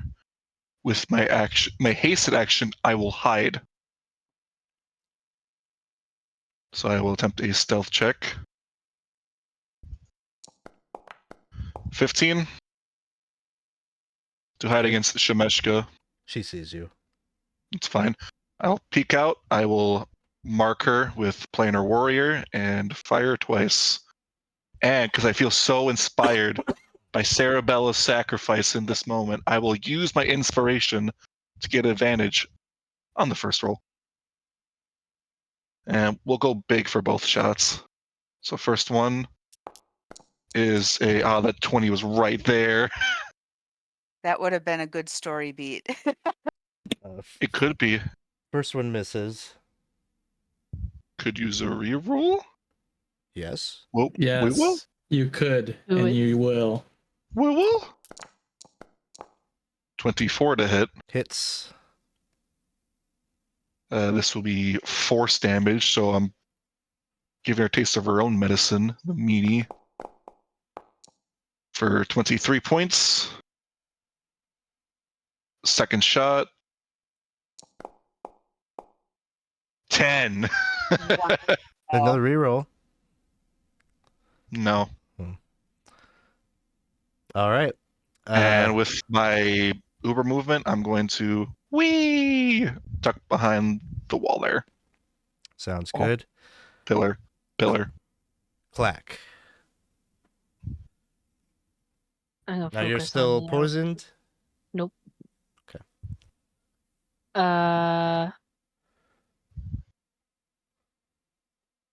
I'll do. I should probably save my spell slots. Hopefully, lightning affects it. Lightning launcher on the Elefante. 13. 13 misses. 14. 14 misses. Okay. Unless That's you want to it. reroll. That's okay. All right. Maleficent's turn. I'm supposed to click this for the recharge. That's what my problem was. Okay. Doesn't recharge the poison.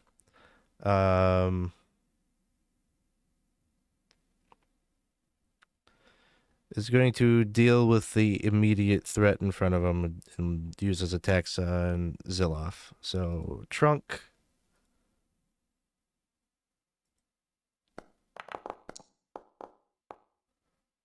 $17. 17 is what you need.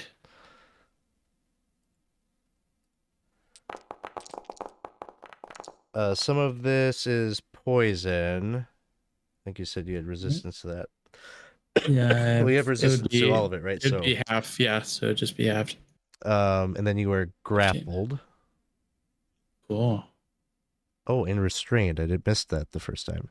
So then he's got these glaive attacks, and he just like hoists you up with the trunk and is just kind of sweeping in front of the air as you dangle.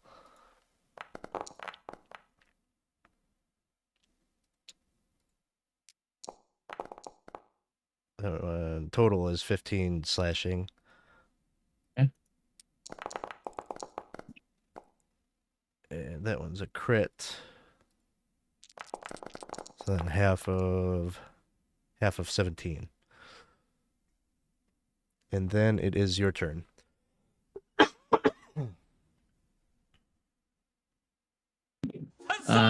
Sorry, I'm just getting the damage. Oh yeah, no problem. Hey, thank you for the follow, Warped 3K. Thanks for coming and hanging out with us here tonight. Appreciate that.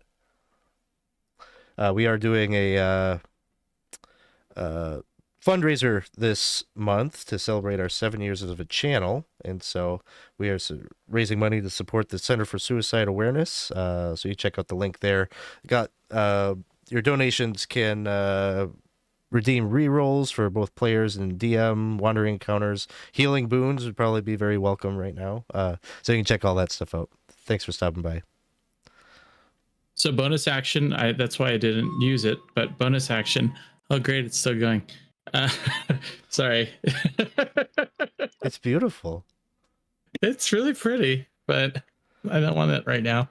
Bonus action, I am teleporting out of his grasp to right where I was, and I'm going to attack.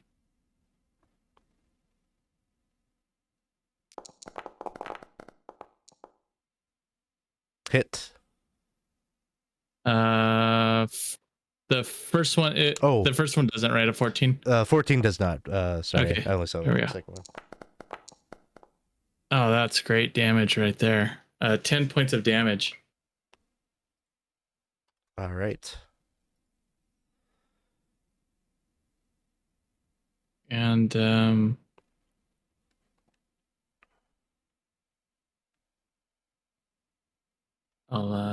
yeah, that's it. Sounds good. Brings us back to the top of the round. The rare combat that goes 6 rounds. Baz, it is your turn. Does the elephant guy look bad? Does he look like he's got wounds up and down his body, but his strength and stamina doesn't seem to be slowed down much. All right, so Baz is just like, nothing is working. This is not what's supposed to happen. Like, we're supposed to be able to do this. This is not what was supposed to happen. I really wish that we had brought somebody with us. Like that. You remember Winter's Bite, and he's going to be thinking about Winter's Bite, the white dragon, and he's going to summon Draconic Spirit, and it's going to be a white Draconic Spirit. And so I don't know how big that is, but I'm gonna put it like, I'd like to put it like right by the I had to bad look guy. this up for something else recently. Oh, good. There's a stat block for the spirit. Yeah, it's in my thing there.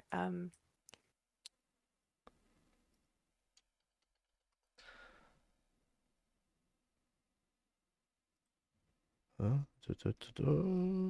it is a large creature. That's at 5th level. Draconic Spirit. 1 second. I could probably... Let's see. I don't know if I would have this token in here. No.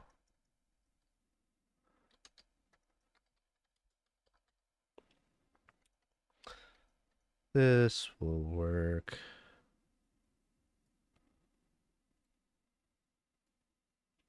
This will work as a representation of it. Okay. And do you want to ping where you want to plop that? Yeah. Does that it gets to take a turn right after me? So does that mean it can go on this round? Yeah, it can take its turn after your turn is over. All right. So, can I? Yeah. Just sorry. Can I? How do I ping? Ping. Oh my god. Well, I think you're doing it. Oh, Yeah. I want it like. You're fine with it there? No, I wanted it like I wanted it within like melee of the bad guy. Over here? Sure, that's fine. And then I'd like to have it do just a, I guess like the rend attack that it can do. Okay, so your turn is over. Yeah. So we're moving on to him. I'm just gonna move back actually, if I can. Whoops. You've got You've got like D&D Beyond up. Yes. Yeah. If you just like open up another tab, search up. Well, I wonder if you'll be able to find it. See if you can What? search up Draconic Spirit and get the stat block, because then you can roll your own stuff. So it's a it's a melee weapon attack, and then it's my spell attack modifier to hit. It's 10-foot reach, and then I see what it is. So I have to roll it at a d20 and then add my attack, my modifier. Oh, that's a. And then is my modifier that said like the modifier or my spell attack number? Which one is that on the Your spell attack modifier, you are a druid, so you'd be a wisdom modifier. So it's 4. So that was a 20 to hit then. 20 hits. And sorry, this is clumsy, everybody. All right, so it's doing 6 damage to that guy, I guess. Sounds good.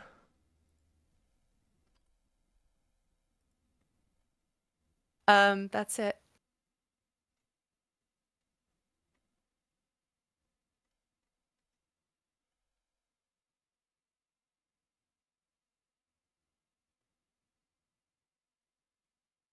I think it should be doing Yeah, more. shouldn't it get multi-attack? That's what Yeah. I'm looking at I was right now. just reading that too.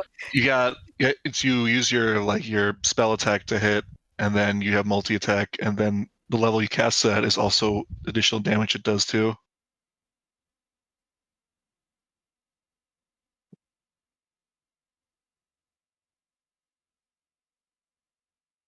You are muted if you are talking. I was talking. Thanks.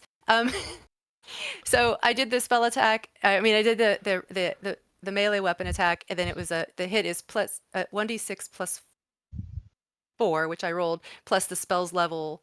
So that was a level 5. So it should do 5 more. Okay, 5 more. To that. Yeah, and then it makes a number of rend attacks equal to half the spell's level rounded down. So it was a 5, so it would make 2. So I get another attack. I Okay. guess. Yeah. Yep. Okay, so I'll do another attack. Wow, Sorry. this is like a convoluted who wrote this Oh, spell? I'm Like sorry. Those are all the Tasha spells. Yeah. So it's He just whiffed on that, so Okay. that was not anything. So yeah. Sounds good. There is a dragon on the field. And Baz is just gonna take a couple big steps back, and that's the end of me. All right. Shemeshka's turn.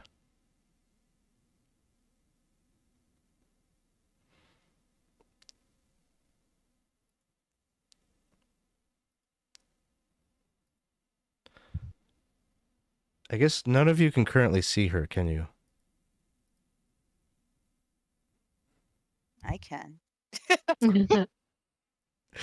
But I see her.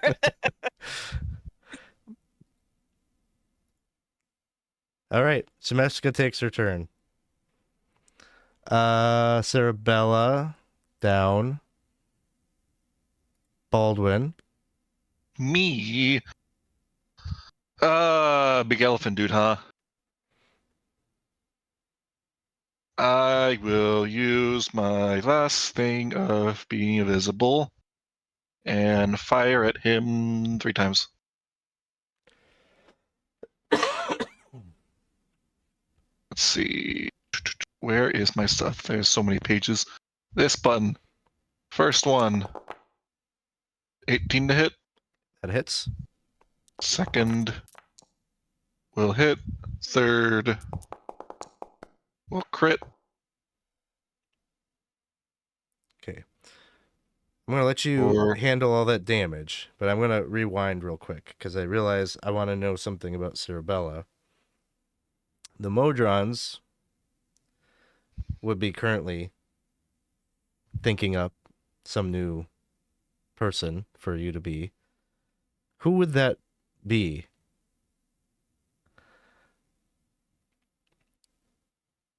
Well, I guess they'd be thinking up the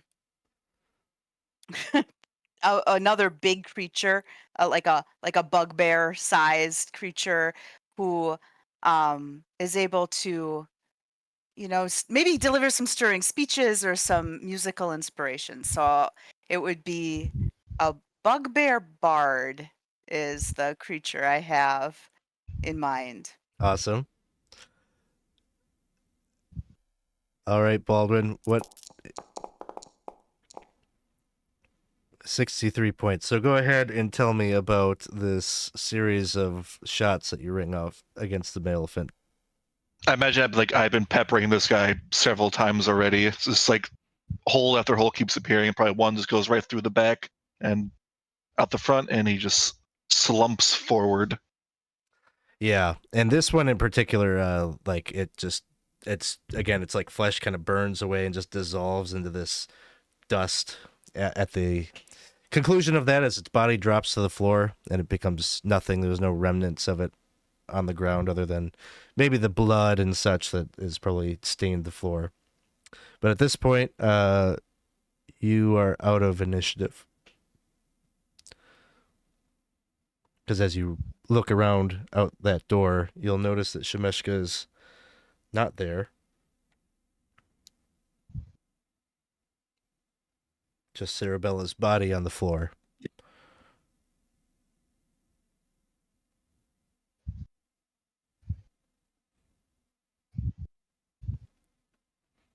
I will enter that chamber, and seeing that, is the portal below us closed at all? Or like, is it open or closed, or what is the current status of it? It is currently closed as you step into the room. I would like to take a moment and just see if I see anything that's different, hear anything, something smells different.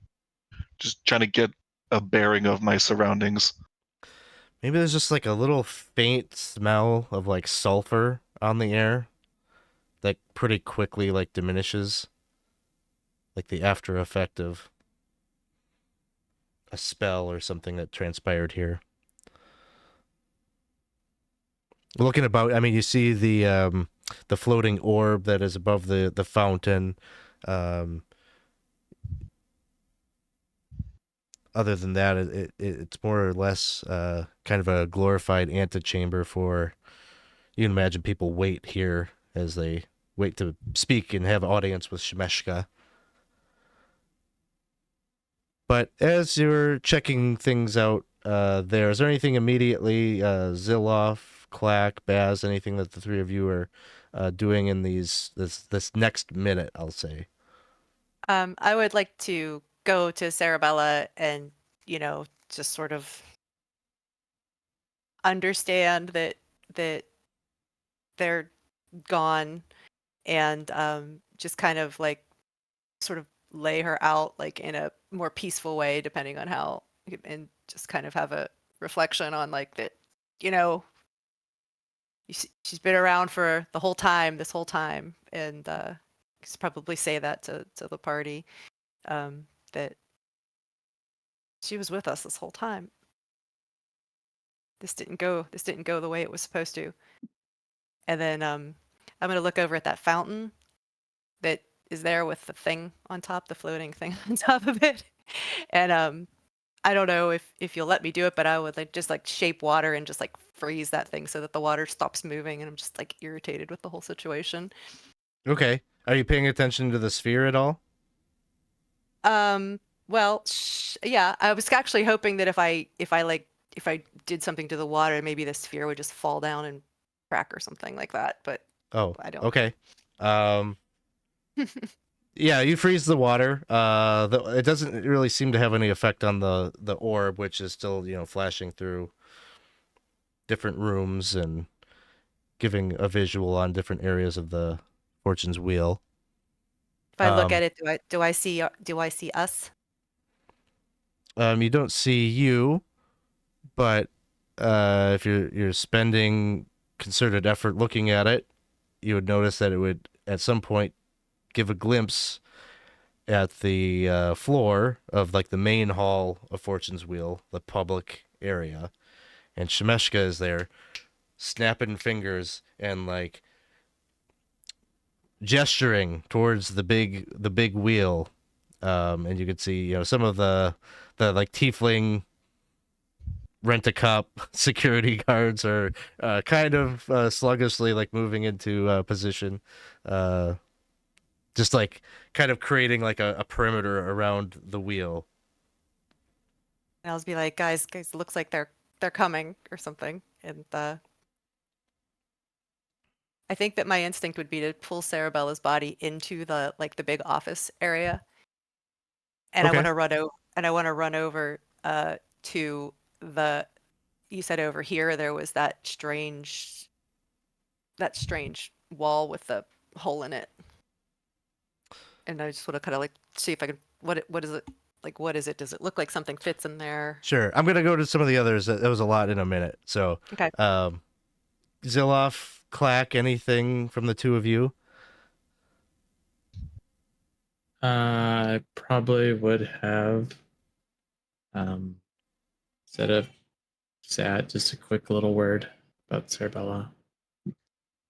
Say, I'd probably just say, we'll be seeing you soon. Kind of looking around, I hope. I mean, I'll just use. Okay, so pretty much that's the beat where the portal flies open, and you see this bugbear step through, and Cerebella, you have now emerged. You don't have any memories of anything other than like dying in this room, and then this portal just like spits you out and right back into the situation. You're here, huh? You guys still are here. This is the same room. Yeah. What's the password? Oh, What is the password? there is the password. Things get a little bit. Oh man, it's banana nut muffins, right? All right. Yeah. Is it? Is it? Is it? Yep, that's our Zilloff. Let's get, come on. Well- Come in. If you don't, yeah, I don't know. This is what you look like. Don't look, though. Come on in. I don't think I want to know. Yeah. I feel like I've been smoking cigars. Do I look like that? No. I thought What's I going looked on? bad. Did you get her? Did you get her? What? No, we didn't. Oh. We but it sounds like we were getting ready We- to. Have to get moving. We have to start figuring this out. We don't have much time. Shut the door. Shut the door. Oh, for goodness sakes. Feel that's all I did. Shut the door. It's like the literally only thing I did. But whatever. We can remember this about this later. I don't believe we have time to dawdle. You're right. Let's go. I'm gonna start looking through these things on the walls with the faces and the gems and stuff. Cerebella, you can, I guess, reclaim your items from your personage, I'll loot my own body. and I'll shout down the hallway to Baz and Clack, who are down by the statue, and say, "That statue has a weird slot in it. Take a look at it." And I'm gonna start looking around the room. Yeah, okay. So Baz, you're over at the alcove there on the eastern side of the room, and you are looking at this mosaic of tiles that create this, artistic depiction of Shemeshka. And within them, there is a hole in the wall where her hands are, which seems like it could be fitted with like a small object, just like a couple inches deep, circumference, couple inches. It's the same size as all these gems that you see on all these paneled faces around the room. I mean, if I'm aware of that, I would shout that out to like the room to Baldwin, who's told me to look, and say that it looks like this, size, explain the size and all that stuff. And I'd also tell Cerebella and gesture to the dragon and be like, "He's with us." That's all. No. I'm gonna move over while that happens, or while you say that. I'm gonna move over and cast a magical awareness. It allows me To open my awareness to presence of concentrated magic. I know the location of any spell or magic item within 60 feet of me that isn't behind total cover.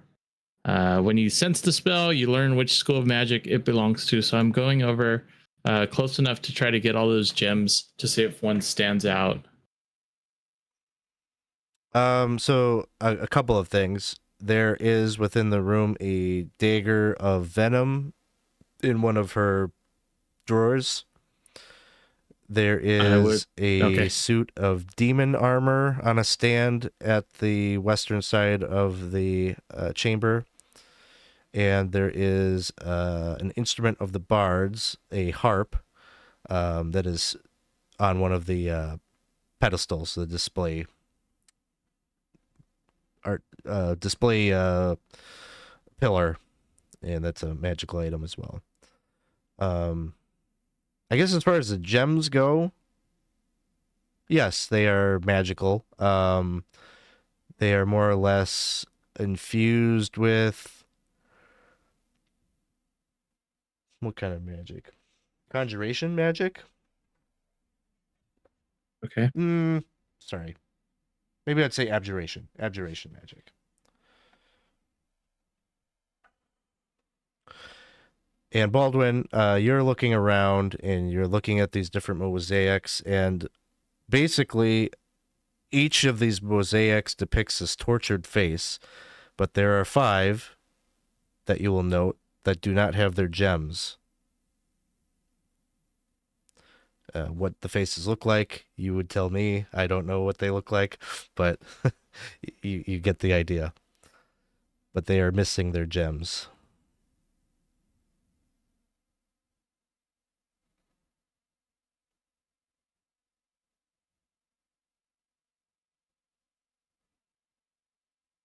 Can I go search the body of the elephant bad guy? The male elephant is not there. Oh, he fell into. Yep. The other one is an aberration, so the disgusting oozing aberration's corpse is there, but he doesn't have any possessions or anything.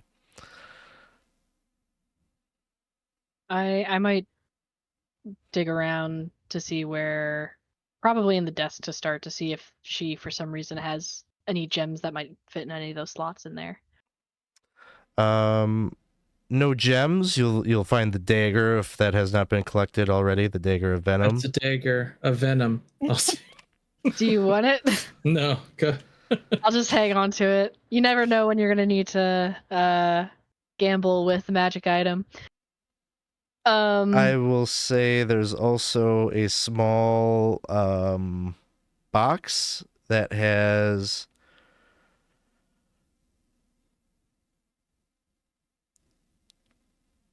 a couple of vials in it.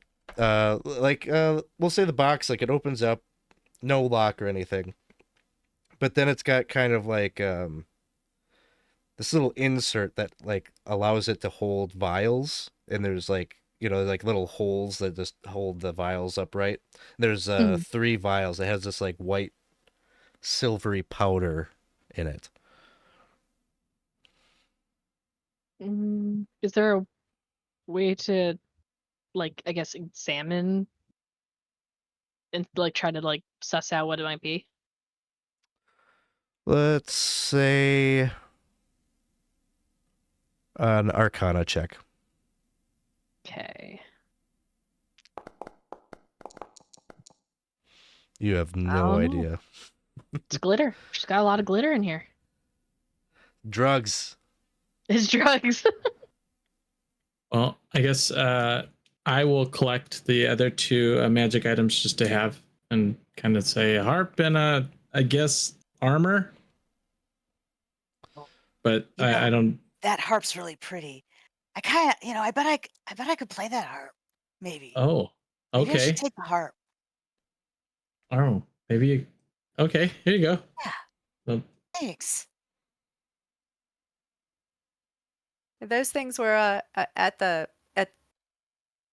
western area over here. Is the harp armor and that sort of stuff? The harp and the armor was over there. Yeah. Is there other art that you said there was like art on these pedestals? Is there any that you haven't told us about, that like anything that I could investigate over there? I would just say generally, Zilloff just cast that spell, so you know that none of it is magical, valuable stuff, cumbersome, valuable stuff. Does it look like anything's breakable? Sure. You could wreck up the room a bit if you want. I gotta knock a couple, just like push some things down, and just because I want to hear them shatter. Yep. Very satisfying. Yeah. Anarchist. I'm getting real irritated about this situation in here. She ran away. I know they're coming back or whatever. This isn't over. Are coming back. Any Baldwin? Do you any ideas? I'm trying to parse that out myself. Looking around at the other possibly tormented faces, is there any other? Well, how many gems total would there be? Oh, like Or probably 100 at least. oh boy, she's. Huh. So you're not, she's very practiced with this art of imprisoning people in gems. You're not the first ones that she's done this to. Is there anything we know about her that would indicate? I mean, I guess they're all different colors, or the gems are. I'm imagining that they're different colors. Is there Yeah. anything we know about her that would direct us to a specific color or material? Or can we check if there's like any of them are made out of, not necessarily magic, but like, is there any that look like they're just made out of something different than the others? No, I mean there wouldn't be anything substantially different. I think at this point you probably have the sense that, yeah, these are all sorts of different people that have some kind of antagonistic relationship with Shemeshka. Like thinking on it, how you're saying like, all this stuff, knowing that our stuff's missing. I slowly level my musket towards one of the gems and gesture everyone to back up a little bit. Back up. Back up. And experiment time. I would like to fire at one of the gems. Okay.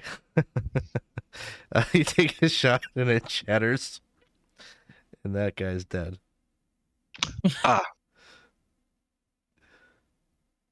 That's quite an experiment. We'll say Baldwin. that there is just there's like a deafening scream, like a blood curdling scream as the Don't- thing shatters.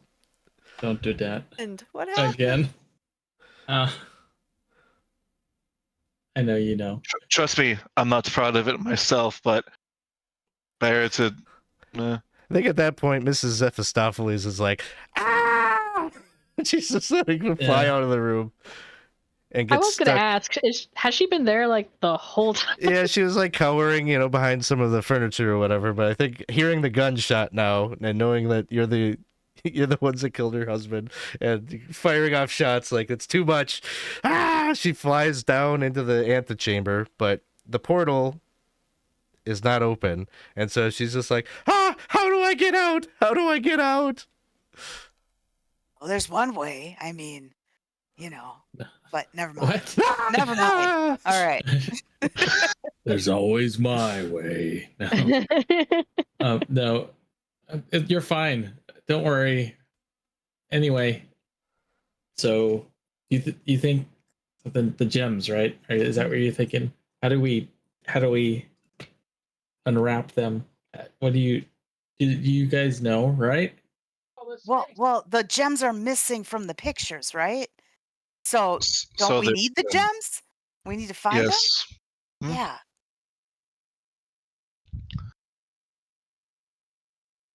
That seems to be crucial before we can figure out how to open them.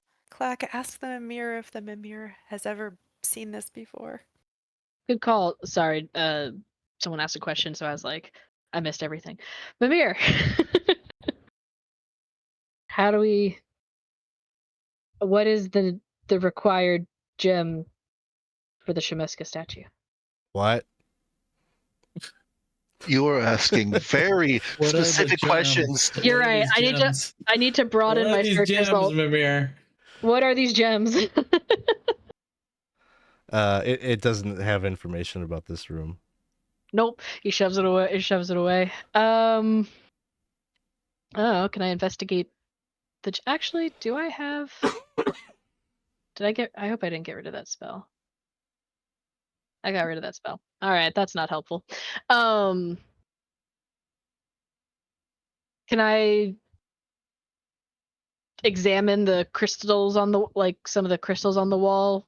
Just like a baseline, or see if there's a way to feel whatever magic's in them. Maybe there's one that's like a teleportation one. I forget the actual school of magic for it, but So we've already determined that they're abjuration. oh, they are? Okay. Yeah. If you guys tell me more, I don't know exactly what you're looking for with the gems, so if I have more pointed questions, it might help. Well, let's talk this out. So, and this is kind of Baz in the room going, okay, so that's us, I guess. And then there's missing gems. And then there's a missing gem in the Shemeshka one. And so what do we think? We think if we put the right gem in the hand that unlocks the whatever to get to that specific person? Is that what we think? I don't know what to think, but that sounds pretty smart. I think we should do that because I don't think we have much time unless someone has some other idea. Well, No one else is going to stop me. Going to just grab just a random gem. I will attempt to grab one. That's pretty much what I was gonna do. At this point, just grab a random one. All right, so Baldwin, you grab a random gem, and then your plan is to go and put it into the eastern wall. Yep. All right. As you do so, there's this lattice of razor vine around that kind of creates the border around the mosaic. Just lights up, and that gem lights up. It kind of beam of prismatic light shoots out into the room, and this tiefling figure, male, in sort of a pretty nice suit,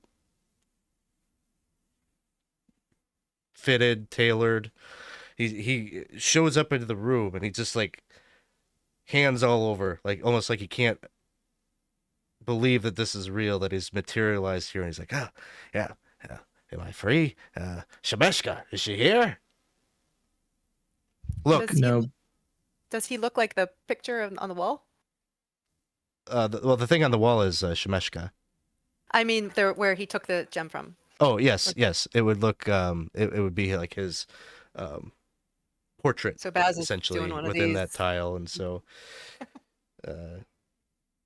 he's there. He's like, Shemeshka's not here, are you? You're not going to, please, you're not going to kill me, are you? Probably not. I don't. No. Yeah, that's a good. Probably not. I don't think so. And we're not going to hurt you. The enemy of our enemy is our friend, right? What happened to you? Well, the name's Sly-Nye. I'm a lawyer, and here, take my card. It starts giving you these little business cards. Let's just get to it. quick. She might come back in a Elevator moment. pitch. Well, I don't know. he would talk your ear off about how he lost some court case for her and a bunch of her whatever. He tells you a story. It's inconsequential to the current situation. Were you still able to see what was going on in here or hear anything while you were a gem on the wall? No, it's just milky darkness in there. It's terrible. Like floating in oil. Was there anybody else with you? Nobody. No. It's so good to talk to people again. Sure. Well, there's a Thrycreen in the other room that maybe needs a buddy. Oh. Yeah. Oh, I was gonna mention that. Cerebella, a word, please. Yeah.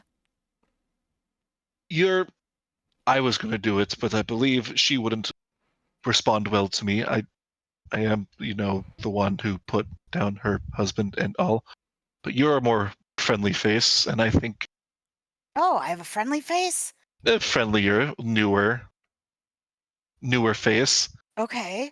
And my reasoning is that what I'm thinking is she may have had the gems on the wall before we showed up, but knowing of our coming, the security was probably well informed that we were here. She decided to move them somewhere else, and perhaps she may have heard or seen a little bit of it. And maybe if you could, Go console the widow. yes, console the widow. I could do that. Give her a nice big bear hug. Yes, I believe you'll do a spectacular job at it, and I will cast Enhanced Ability for, I think it's Fox's Cunning or Eagle Splendor for Charisma Advantage. Okay. Okay. So Well, you're moving into the next room then? Sure. I Like- love this room Sly Nye. so much. Sly Nye is already over there working his magic, and he's like, "You got a dead husband? I specialize in dead husbands. Here, take my card." Oh, yeah. Well, another way to, honor your husband's memory would to be the person to put into effect the thing that'll fix the multiverse for good and cure the glitch. And all you need to do is kind of help us out a little bit. There's some missing gems that you may be key, like maybe you saw them, maybe Shemeshka did something with them while you were in the room. If we had those missing gems, you could be the pivotal person in saving the multiverse and honoring your husband. All right. Yeah. Persuasion check. All right. Okay. And then at advantage, you said, because of enhanced ability. All Yep. right. I have it in D&D Beyond. I've been trying to update this character. It's a 22. 22. Okay. Yeah. She just says, says, I was talking. She was very distracted. She was walking around and she was plucking gems out of the wall as I was trying to tell her about all of my kids and You poor thing. Come here. And I'll give her, if she wants a little bit of comfort. It's rough being a mom of. Sounds like you got lots of children. She was I plucking don't even gems know out- how many. Oh my goodness. I'm not judging. No, not at all. So then what did she do with those gems? Like she had a little hand purse that she put them in. Yeah. That's smart, And did she have that with her when she left? I don't know. Okay. No, you're doing good. I mean, I can tell you're distraught, and remembering things is tough when you're emotional like that, right? Yeah. But you Well, say a that's hand going on. purse, I'm gonna trying go- to say this louder. I'm gonna go ahead and I'm gonna try to do another magical one on the side of the room and see if there's anything over here. Okay. Because sometimes nothing more. purses have a Okay. bigger dimension than you'd expect. Like, the insides. Do you ever have a purse like that? So yeah, I'm trying to send a No. message to you guys like, yeah, maybe there's something about if there's a person there that has an extra dimensional space or something.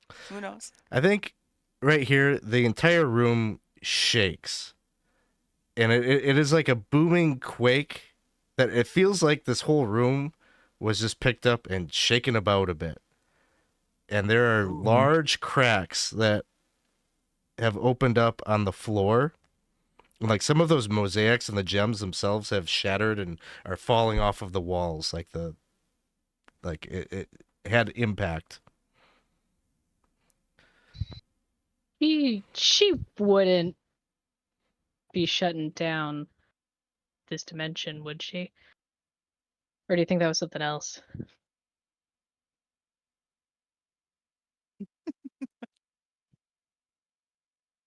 Any way you can take certain mosaics off the wall, bring them with? No. No, but there's a whole bunch of gems here. How many gems Release did you them say there all. were? Yeah, release them all. At least 100. Oh man. Another. The plaster from the ceiling comes down. I'm grabbing as many as I can before we'll have to try to get out of here. Get an Grabbing as army, many gems as man. I could. Yeah. There was a slot of a. Did you say? I'm sorry. This slot is what we were putting the gems in. Yes, Over this here is in this the section. statue. Yep. Yeah, Yeah. that is the device for withdrawing whatever's contained within. Well, there's not much more here that we can do, and this thing is falling apart. Maybe I don't know. How are we gonna escape, guys? Any ideas? Otherwise, I might just start shoving all these gems, try to release somebody to help us out. I don't know. That's what I was thinking. It's a start. I don't Sorry, have anything. Alex. Well, you probably don't have time to do Okay. much. I mean, it's a process to go and do that. I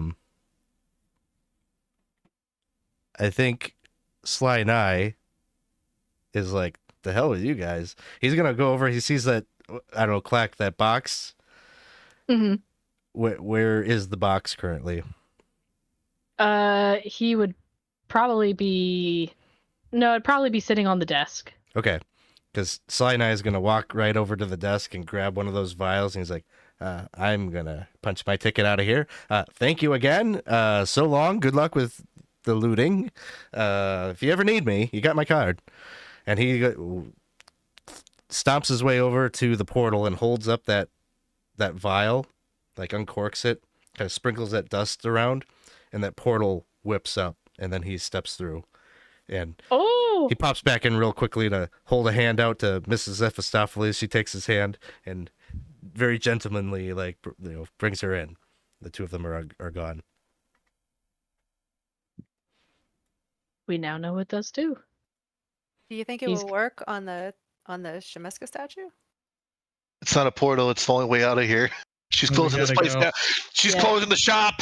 We gotta go. I'm grabbing the vials. Grab the vials. Try to grab the gems, whoever we can. We're not sorry, guys. Hold on. I'll say each Here of we you could go. grab 2 random gems. You probably have enough time to do that before going.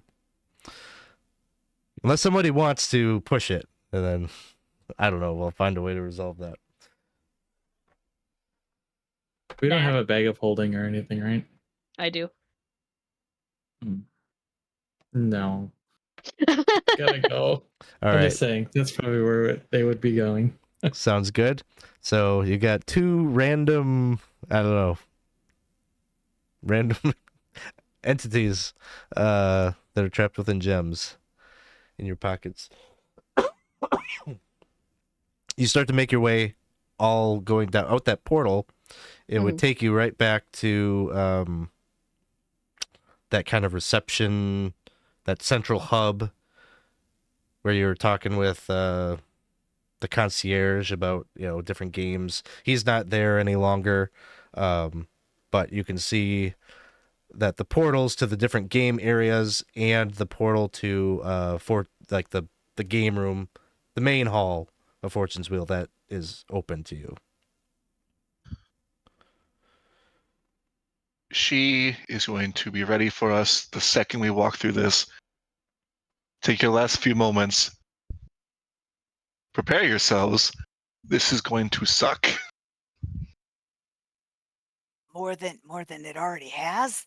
It's kind of been a rough day. It's only gonna get worse. All right. I will start to recoup myself a little bit. I will use another tireless slot. More 10 hit points. Ooh, 10.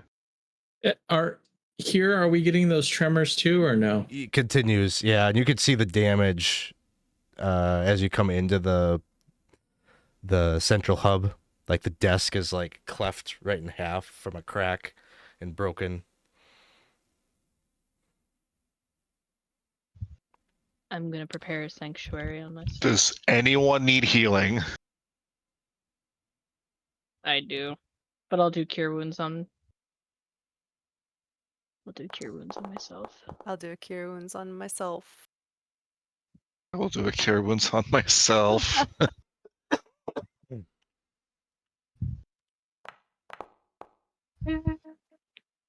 I could use healing, but if it's too difficult or you don't have enough, then it's no biggie. I got enough for 1 first level, and I'm saving a 3rd level. Yeah, give me a first level. Yep. There you go. This is all you. I can use my last 3rd level. I would hold it for now. Okay. I can do a 2nd level for you. If Thank you. want Oh wait, I could do a 2nd level. This is 10 points for Zilloff. Okay, that's enough. Thank you. Hold on. I'm also No, gonna do... that's enough. It's enough. Too late. He'll say, I'm fine. All right. Save it, because we're Okay. going to have to go through battle right now. And how do I cast haste now? Probably. And the dragon's coming with us, right? It's for an hour. For an hour? Yeah, you still have them. I'll go through first. Can I cast will- haste on you before you do? Sure. You being Zilloff, yeah. I'm also I'll do casting it. haste too. Okay. Haste All on right, Zilloff. here we go. It was nice.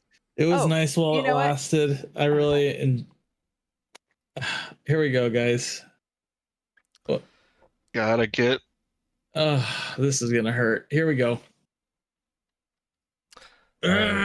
Chick. So you're all passing through the portal to go back to Fortune's Wheel. Mm-hmm. Yep.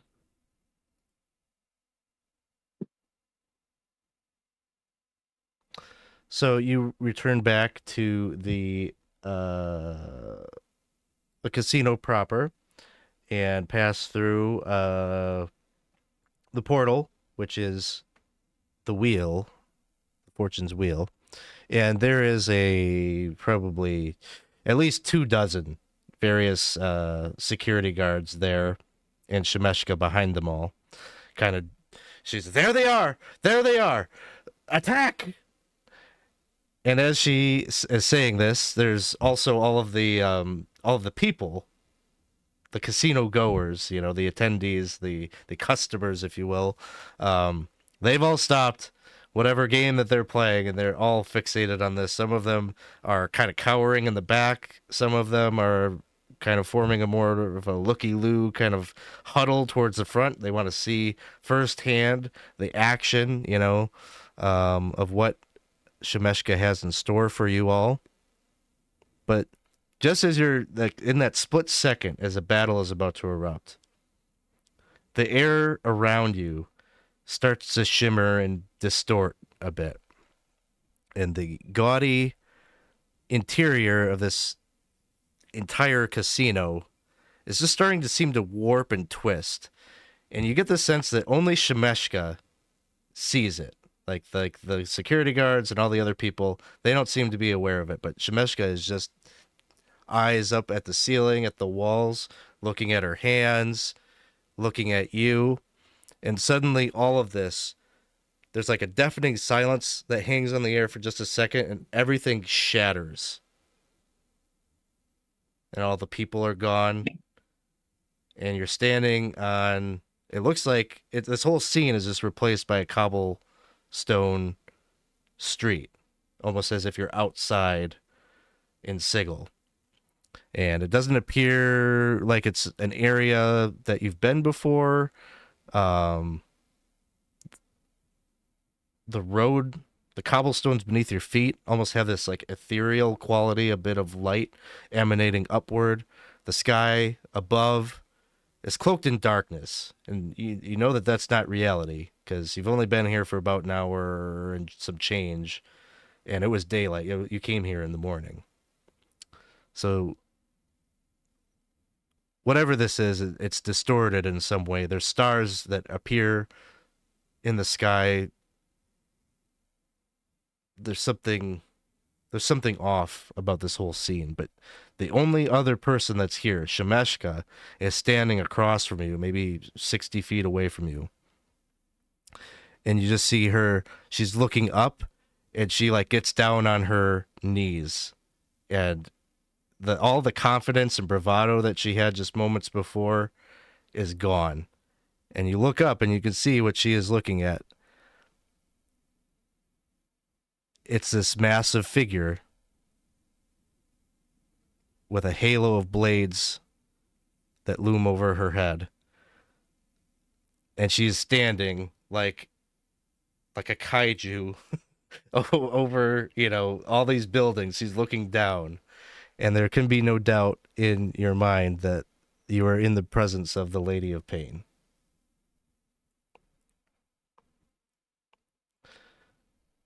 And Shemeshka hasn't said a word. She just prostrates herself. She just gets down on her knees and like bows her head, and just looks away. She doesn't make eye contact, other than the initial glimpse. And so this form stretches far above you.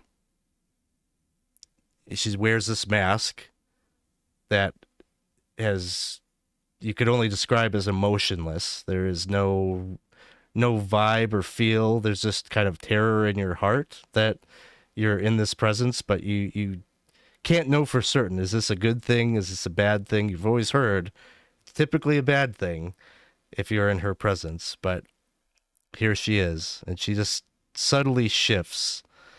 And it seems that there's a pair of those blue-skinned floating deboost characters, kind of like your friend that gave you the tattoos, except for these two seem like they are in the Lady of Pain's service, and they float nearby, and their wrists begin to gesticulate, and they are conjuring up words in the air. Each letter kind of humming with a little bit of restrained power as it forms a sentence. And the air seems to be crackling with that energy and communicating the Lady of Pain's words.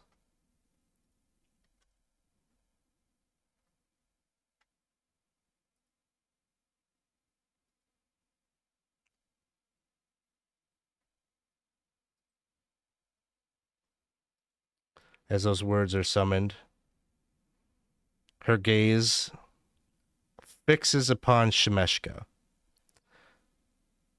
and she just wilts. She just tries to make herself as small as possible, and these next words seem to be directed specifically towards her.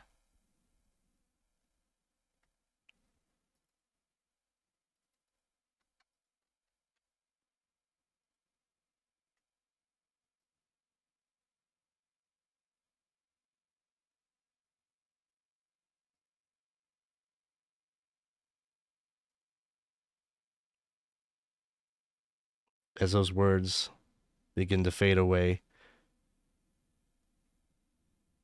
she turns to you, and you feel the weight of her gaze. Its oppressiveness causes your minds to go blank.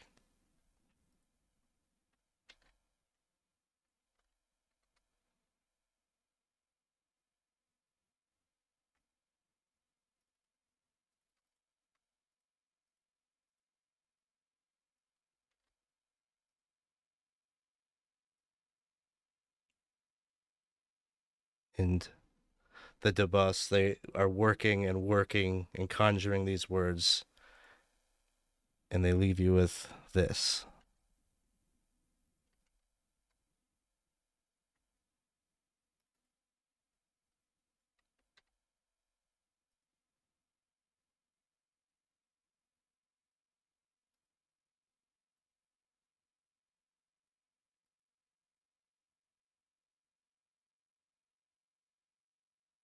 And with that, there's a booming thunder and just a downpour of rain that fills the street. And then the lady vanishes. And daylight seems to kind of return back, but it is still raining. And suddenly you start to see people walking on the street. The life of Sigil seems to be returning, and you're on the street. You're not in the casino any longer. You're just on this corner street with Shemeshka looking up at you, drenched.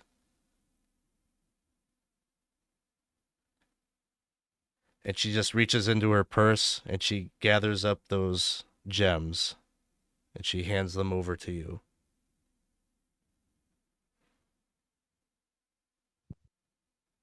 I'll take them.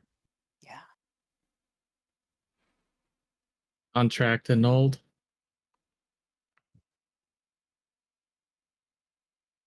Say that one more time. I'm gonna ask it. I'm gonna tell Shemeshka contract annulled. She nods. She gives you another platinum chip. She tells you, do you know what to do with those? You know what not to do with them. Hmm. Yeah. I'm sure it was no one of consequence. Well, do what you must do. And with that, you just see she pulls out this little medallion and she twists it. And as she does so, she warps away.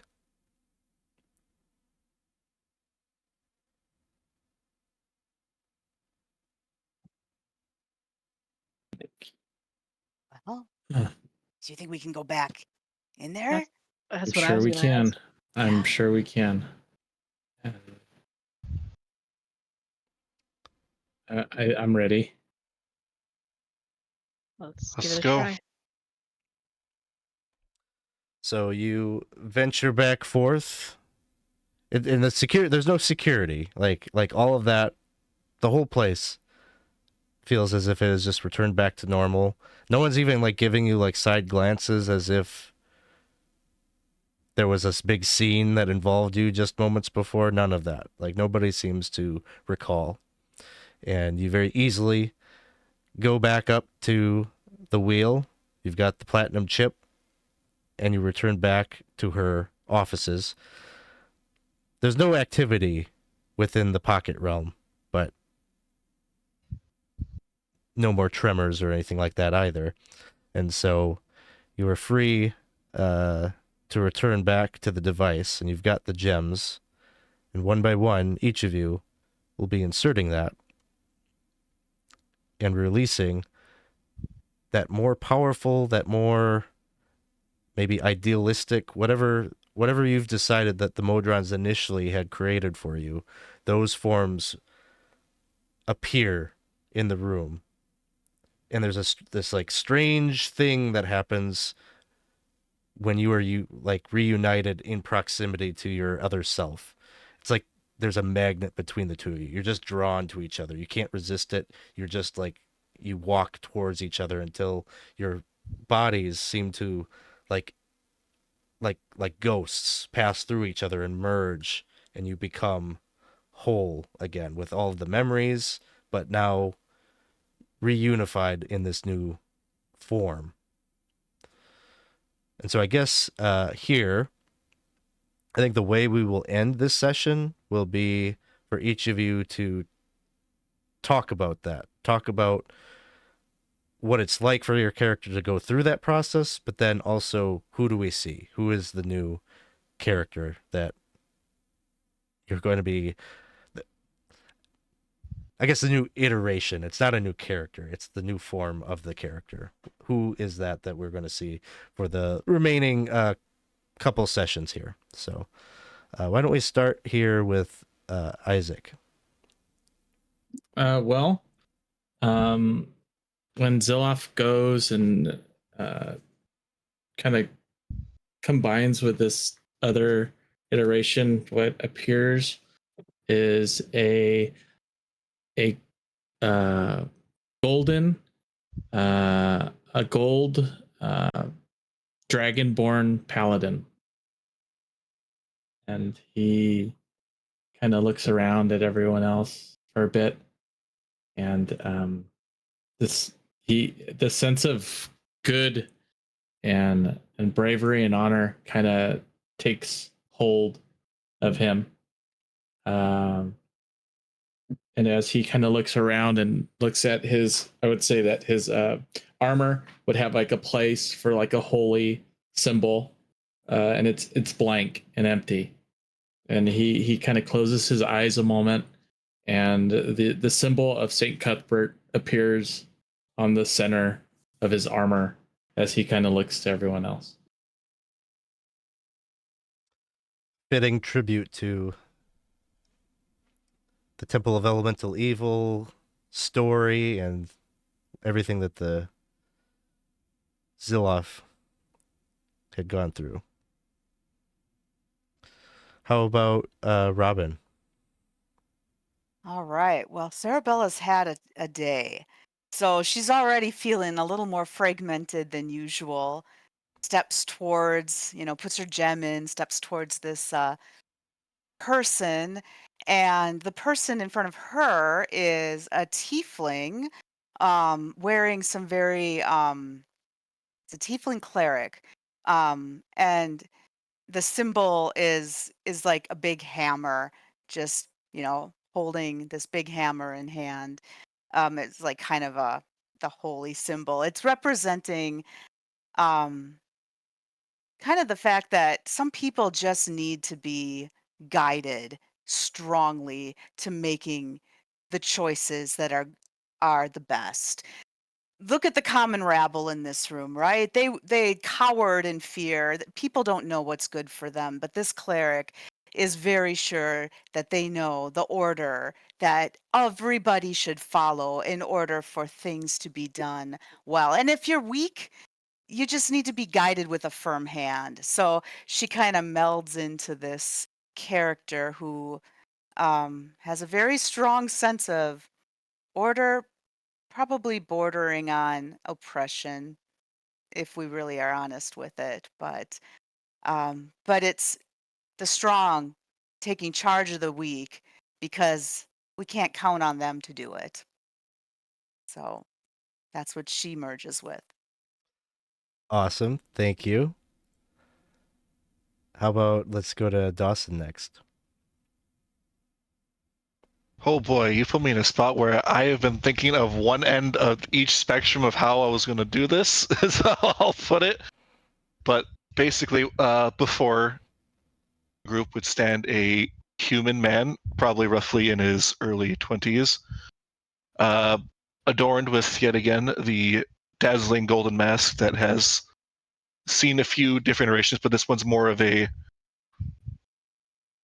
I would say more of an intimidating type of face with like I wouldn't say like gaudy, but like a magnificent golden crown adorn his head.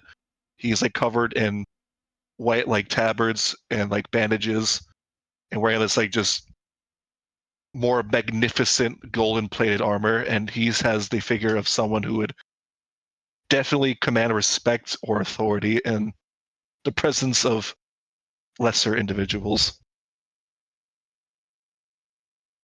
Awesome. Let's go next to Jenna. Clack would feel appropriately a pull towards a tall Thrycreen figure with kind of bluish green exoskeleton. They are standing kind of tall, with even for a Thrycreen with like a face that's kind of difficult to read. Adorned in leathers that have kind of natural symbols that lean towards like feathers, tusks, and fangs. Hanging on their neck is a totem with an elephant, a saber cat, and a bird. And on each side of their hip is a sickle, and they'll be looking at a Thri-kreen druid. Awesome. And next, let's go to Lyra. So as current Baz kind of walks towards his magnetic real self, he just kind of gets enveloped in this kind of like this bit of like a foggy light, and then as you see, everything clarifies, and he extends his wings, and he's silvery feathers. He's an Eric Kokra, and he just kind of takes flight off the ground, and that's what you see right now. Okay. Well, awesome. Well, that is going to... We're probably going to do a jump forward in the next session. I think we'll just bring it right into the action that you now have your quest before you to go and help the Modrons that are responsible for both the breaking, the glitching, and perhaps for your very existence. And they need help to get out of the web that Shemeshka has them trapped in. And so in between the session, you can feel free to tell me about things that you wanted to do in Sigil before you head out on the last leg of the journey. Next time we meet, you'll all be leveled up to level 17 with these new versions of yourself. And you all possess a magic item, and you can choose a magic item of legendary rarity to have. Something that the Modrons also invented that would be fitting for your character to have. So, that will do it for the session. Thanks to all of you for playing. Thanks to everybody out there for the donations that we raised for the Center for Suicide Awareness tonight. Thank you for helping us celebrate our 7-year anniversary. I think before we close things out, we will end as we do with gratitude to anybody who wants to start that. I'd like to send mine to Lyra for just kind of letting out her character's frustration, just breaking stuff in the office. It was just very fitting. Just like, we got here, she was right here, and now she's gone, and just letting the office have it. It was a good visual. Yeah, a little frustrating, yeah.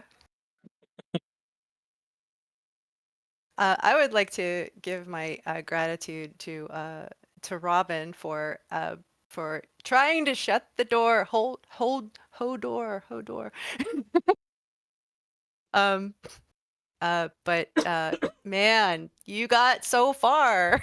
Yeah. You almost Oh, made I it. You know. were so Almost made close. it to the end. Oh, well. It was glorious. It kind of sucked. It actually got me serious. Like the whole fight kind of sucked. Well, it feels ineffectual not to be able to do anything in a battle, but I feel like I shut the door. I was trying to prevent her from going in and getting the rest of you long enough. So I mean, at that least could all have 6 of us didn't die at once, because that was the thing I was afraid of, right? That's the thing we were told. Or 5. There's 5 of us. I count my son often in the Oh yeah, as you should. But that could have been like really. I mean, there was I think flying up to the in the previous thing when you flew up, it was a really brave thing. But I think this was Cerebella's like, this was the bravest moment that you've had squaring off against. At least I felt very Yeah. proud to know you.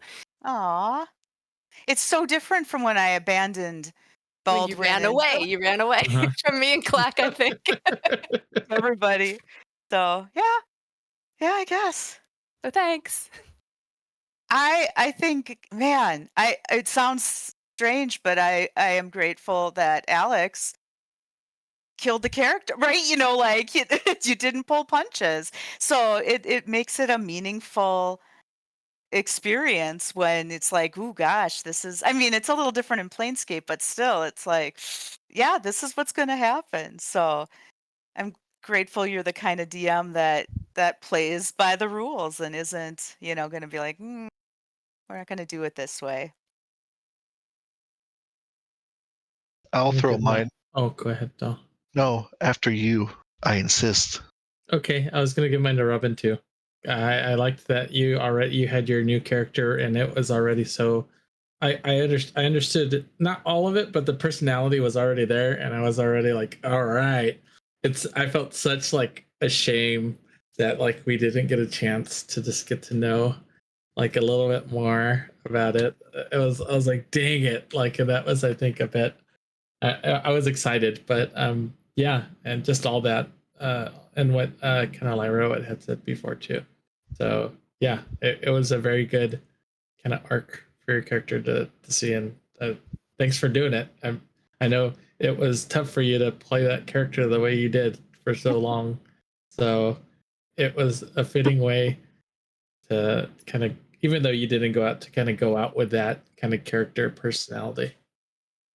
Yeah. Thank you. I'll finish it off with, because I'm going to do the cop out and do everybody, because I wasn't going to do Robyn, but two people did Robyn, so that seemed unfair a little bit. But I'll do it to everybody, because we've made it this far. We're so far into this, and now that we're like on now the final stretch of all of this, it just feels like, man, we've been at this so long, and it's just about to end, but I feel like we've barely done anything. It's just feels sad, but also great. Hmm. Well, thanks to you all for playing. I feel like all of the anxiety-provoking stuff for me is in the past, because this is such a weird campaign. I just don't know how things are going to get received. And so now we're going to do more traditional, the final session. I wouldn't say it's traditional, but you're going to be playing level 17 characters, so that's pretty awesome, and not a thing that you get to do every day. So we'll pick it up next time with the final chapter. I'm going to guess it's going to take us probably 2 sessions to get through. So 2 years. could be. I don't know. You could get trapped in, maybe you'll get trapped in there too, and then you'll have to start it all over and start new characters to go through the whole thing again. All right. You want to talk about Groundhog's Day? Let's do it at a 1,000% scale. But yeah, I guess Dawson, are you? We're not playing next week. Is that correct? I'm still at a maybe. I don't know Okay. yet. Okay, no problem. I was just wondering. So we might be back next week, but if not, probably that's a good reason for you to come join our Discord server. If you haven't already, we've got our schedule posted up there. You can come and check that out, see when we're live. If you're thinking about running the campaign, there's a pretty active group that talks about this particular hardcover and different ways of running it and remixing it and things like that, so you can check that out too. But yeah, we will be back next time with the final chapter. So I guess as we close things out here tonight, we'll throw a raid over to... We'll go see High Shelf Collective. See what they're all up to tonight. So thanks, everybody. Happy 4th of July. We will see you all next time. Bye-bye. Bye. All right.